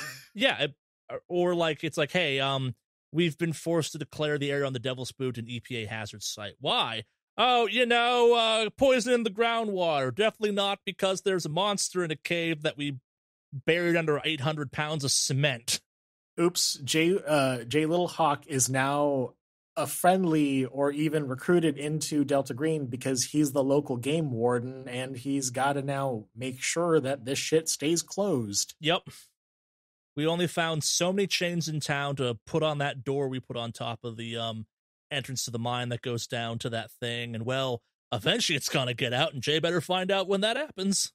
Yeah, exactly. I think like there's plenty of kind of half victories or kind of like the empiric, you won but not completely, like, and Delta Green's full of those. Like they've happened on Negative Modifier a couple times where it's like you did it but not all the way, which honestly that's still a victory. Like just because you get to walk away from it. That's great. That's fucking great. No, and like you would technically have solved the problem. Yeah, and I think it's one of those ones where kind of like I like the Crota a lot. I think the more time went on, the less alien the Crota got. I liked it less. I think kind of relegating the Crota to a byproduct of a problem, I think makes it more interesting in some ways. I think again it kind of ties into this the Crota doesn't care about humans. You're just food.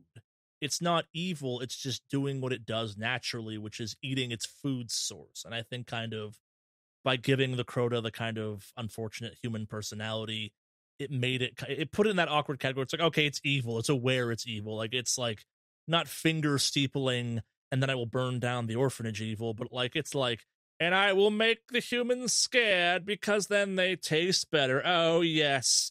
Delicious, delicious humans. Versus going through some lore books and finding like some local legends about like this rumors about this local werewolf thing that only used to eat the liver and heart and like left lung out of people or something. And it's like, why did it do that? Who knows? And the actual cosmic explanation is because like fungus grows in people's parts of the body that it eats exclusively or something. I don't fucking know. I didn't put that much thought into that part of it. But yeah, I think it's keeping the Crota more alien, and I think kind of making it less of just a monster, I think makes the Crota cooler. If that makes any sense. I personally do like the concept of it being aware and it being a interactive spirit, because like having a malevolence that's just out there and like hunting you, because the biggest thing about the Crota is that it's a hunter, and it's a hunter versus a warrior, and it's like these two clashing ideals and everything else like that. To kind of incorporate that intelligence makes it like just a little bit scarier, I think. But I'm not saying make it dumb. I think more of a kind of like elevated, I guess. Like, don't keep it at a human level of hunter. Like, put it at a tier where it doesn't think of humans as sentient the way it is. And we're just kind of deer as far as it's concerned. Like, it enjoys eating and it enjoys the process of getting its food. Exactly. I don't need to have a monologue from it. Yeah, like, humans are fun to hunt because humans are fun to hunt in its perspective. Like, it could go after these deer, but deer are boring. Humans have guns and cars and occasionally call more of them to you and stuff like that. Yeah, it's kind of like put it in really weird tabletop RPG perspective. It thinks of us as goblins, and it's like, I can get so much more XP if I like spook a bunch of these and they all come at me at once. I can take them. Like, they're weak enough that you can kill them pretty quickly, but they're smart enough that it's like it's going to be a challenge. Yeah, and that's the fun of it too. So, I mean, I would extend the recommendation to read Crota not on just you, but to our listeners. Yeah, I'm not saying that this is something that you need to read right the fuck now. Yeah, it's a nice, quick read of a book. I think it's got lots of fun ideas that from a tabletop RPG perspective are definitely kind of worth putting in your brain and like marinate and maybe kind of pulling out down the road at a later date or something. Yeah. Or if you're just like looking for inspiration, it's so funny because literally after both of us had finished this book, we were hitting pen on paper about some stuff. I've got some like personal narratives that I'm working on at the moment. Charlie already was in the middle of rewriting everything to fit like a capable narrative, and I'm honestly going to be so fucking pissed when I finally realize that he somehow sprung the Crota on me in a really weird manner, like 8 months down the line after I've forgotten entirely about this book. It's fucking coming, and I'll give you a spoiler on that. It involves Mormons. You know, my goldfish, like, it's gonna be happening sometime around like next summer, and I'm just not gonna know about it. I can tell you the entire plot of this thing. I know it'll be a surprise when we get to it. Oh God. You won't even see it coming until something very specific happens. Oh my God. Well, I guess I can't listen to this episode playback. No, I'm not going to explain it more than that. Yeah, it's I think at the day I still kind of liked Crota. I think like I cannot express how much I really enjoyed the first part of it. Like if you'd asked me, I listened to this on audiobook. I think the audiobook narration is a little rough at certain points. There are some let's call them voice acting choices I'm not sure would be made in the modern era, and I'm kind of glad they wouldn't. I'm not sure the native characters are treated with the voice of the native characters are a weird choice. Maybe Al Goingback signed off of them, maybe he didn't. I'm not sure it's aged especially well, and I think there's other parts of this that have not aged especially well too, and they have really not aged well in a couple cases, and there's some weird stuff too that just you're like, but why is this here? But also, it's a book from the goddamn 90s. Like, not saying it could be worse excuses this book's problems, but like, it could be so much worse. Yeah. Yeah. I mean, I really wanted to like Grandpa Goingback. He seems so cool. And then it's just one of those things where it's just like, sexual harassment really isn't funny. Yeah. Yeah, no, and it's, again, like I said, like I spent a lot of time researching the Crota specifically because I was genuinely intrigued by it. I thought it was a cool creature. Like, it's all signs pointed to this being like a thing that I was going to have fun researching and kind of digging into and like learning more about a culture I don't necessarily know that much about. And it turned out to be kind of an original creation for this, and that was cool. Then I started looking for kind of like, okay, like what's the Crota inspired by? And it's like, oh, it's Wendigo stuff. I'm like, okay, cool. I love reading more Wendigo stuff, and it's always fun reading different kind of tribes take on that kind of idea and stuff like that. And yeah, it's, again, I cannot say this enough. I like some of the ideas of this. The just implementation of them is occasionally lacking. Like, and I think I think like the joke our listeners made and we both made was, I was not expecting Carcosa to just show up in the middle of this book. And as much as I really enjoy that joke, it's not Carcosa. I get it. It definitely feels like, and then they wound up in Carcosa. As someone who makes lots of jokes about how next year in Carcosa, I would have loved for that to have been Carcosa. I think it would be phenomenal if we somehow end up with like being forced upon a timeshare in Carcosa, and and it's like, yes, what's the Delta Green mystery of the now? It's an evil timeshare. I mean, there's nothing realer than your timeshare in Carcosa, Chad. In fact, it's your life in reality that's the timeshare. Your real residency is in the real location of Carcosa, and not this made-up place called Los Angeles. The Yellow Royal Cruise. Who was the patron that gave us that? That's the Gustav. Yeah, that's the Gustav. Thank you to Gustav for just anything Yellow King. Absolutely. Also, yeah, seriously, you if you're gonna be, this is for anyone who's like making a game, writing anything. If you got like a phenomenal underground city that's like intricate, whatever the heck, give it more purpose than the final boss fight. Don't give me a cool underground city and don't make it a fighting arena. Yeah, it's the fact that they were hanging around like a basketball court. Like, it wasn't a basketball court, it was like a marketplace. That was so cool too. I'm like, are we gonna fight the Crota in some like ritual blood sport? Like, that existed. I'm like, oh, that, like, the number of times I was done with this book and then they would drop a detail and I was like, oh, that could be cool. That could save this goddamn book. And then nothing happened. And like, that's why it's super fucked me up when I found out that the Crota was like an original like concept that was based around whatever the heck was, that there were so many firm details about it. Yeah.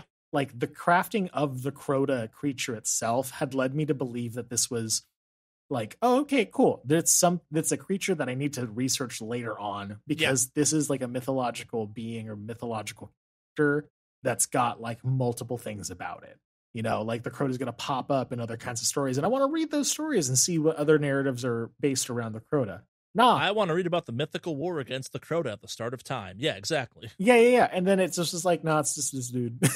It's just this guy that's just been underground for this entire time. I want the Crota to be a person or something. Like, they kept dropping hints that were like cooler than the reality of what they were making was, and I found it annoying by the end. Like, there was so many hooks throughout this story that I kept being like, is this going to go somewhere? No, it's not going to go anywhere. Is this going to go somewhere? It's not going to go somewhere. Anyway, subscribe to our Patreon so that way we can generate the funds in order to pitch the Crota and get that made by like YouTube TV or like Sci-Fi. We're going to be producing this shit. Let's go.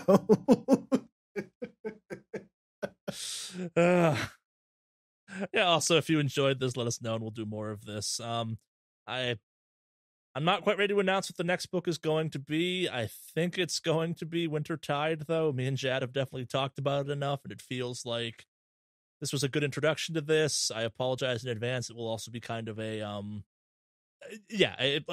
think it's got to be Wintertide. We'll let you know kind of in the next couple days after this goes up, type of thing, for a firm answer, but it feels like I think we both have enough to say about that in kind of it feels like a good kind of continuation of ideas and stuff that mesh up with this. But yes, if you enjoyed this, let us know. If you use this to kind of cheat it or not reading the Crota, let us know as well, I suppose. I'm sorry for our summary then. You probably failed at whatever test you were using it to cram for, but yeah.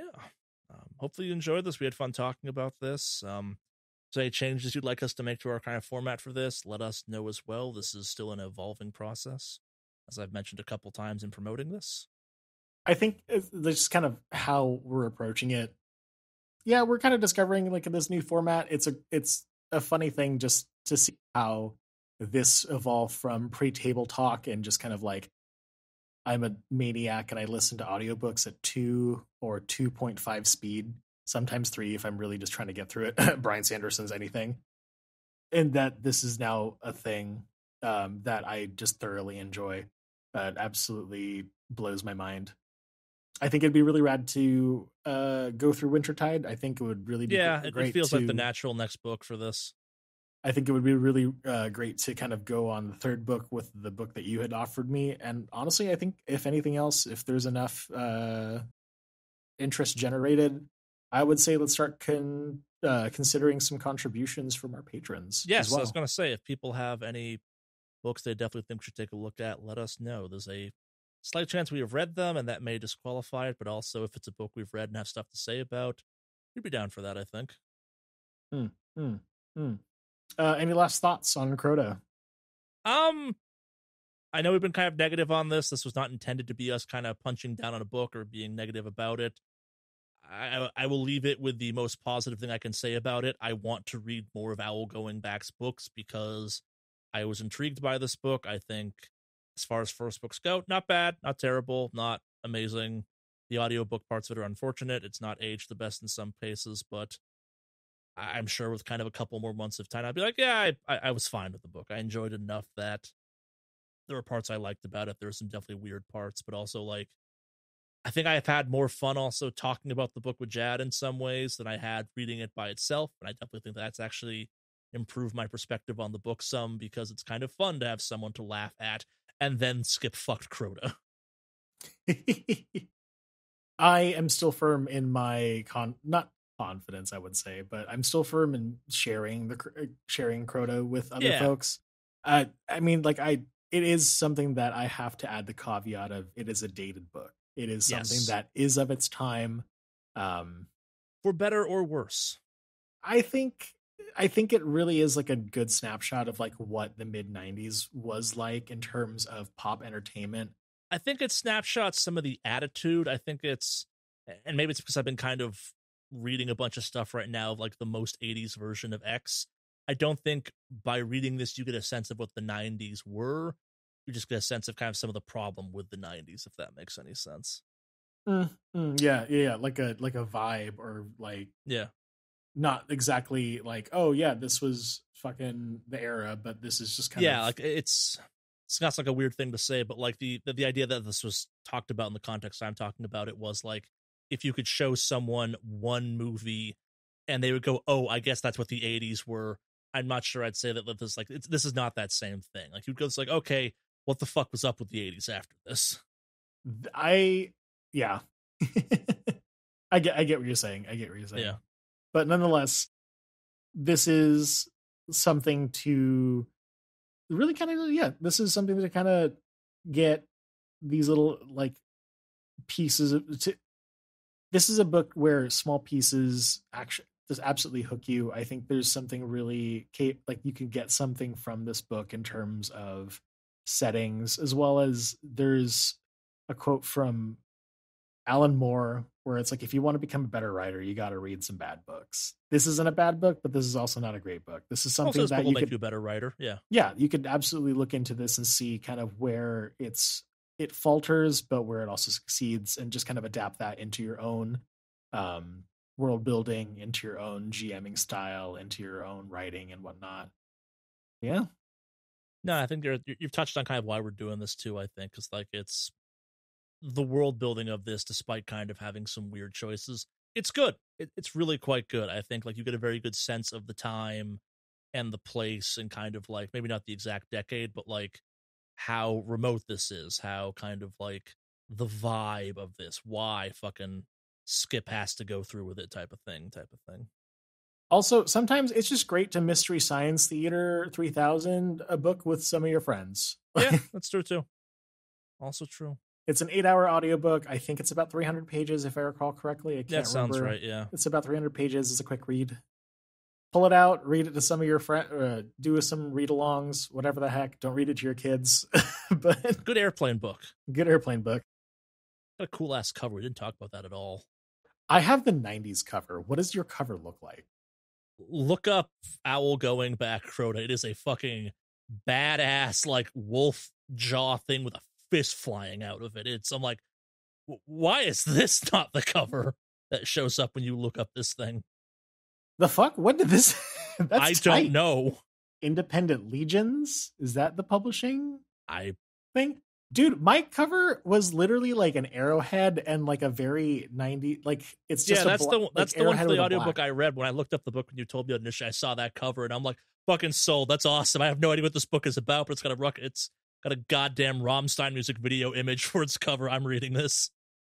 Oh my god, the green cover with it's like a fucking a rabid gerbil with 2 Indian ghosts just popping out. 2 native ghosts just popping out. Yep. I feel as though we've said all that we can say about Crota at this point. Like, hopefully you enjoyed reading it. Hopefully it was a new book for you too. It's kind of part of the point of this too. We're like 2 hours into this. At this point in time, you've definitely read the Crota. We are, 1/4 of the way through Crota. All right. Thank you for joining us. As I said, if you enjoyed this, let us know. If you have some notes, let us know as well. If you got any book recommendations, let us know. Normal content will resume. If you're listening to this on audio, you're probably a Patreon member, or I chose to put this in the normal feed for kind of teaser purposes. If you'd like to hear more of this, it will be available in audio moving forward for Patreon members, and it's over on our YouTube as kind of our video podcast format. I do not think the rest of these will wind up in the main feed because that's for actual plays. That's for our main line stuff at that point. So, yeah.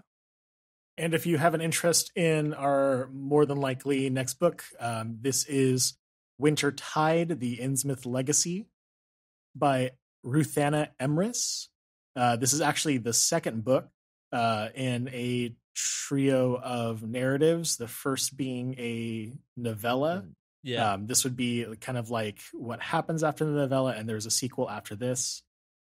I've personally already read the sequel. I haven't read the first novella. I don't know if Charlie has moved anywhere past the first Wintertide. I don't think I'll be reading more of the series, but I look forward to talking about Wintertide. Gotcha. Cool beans. But yeah, thank you so much for giving us a listen.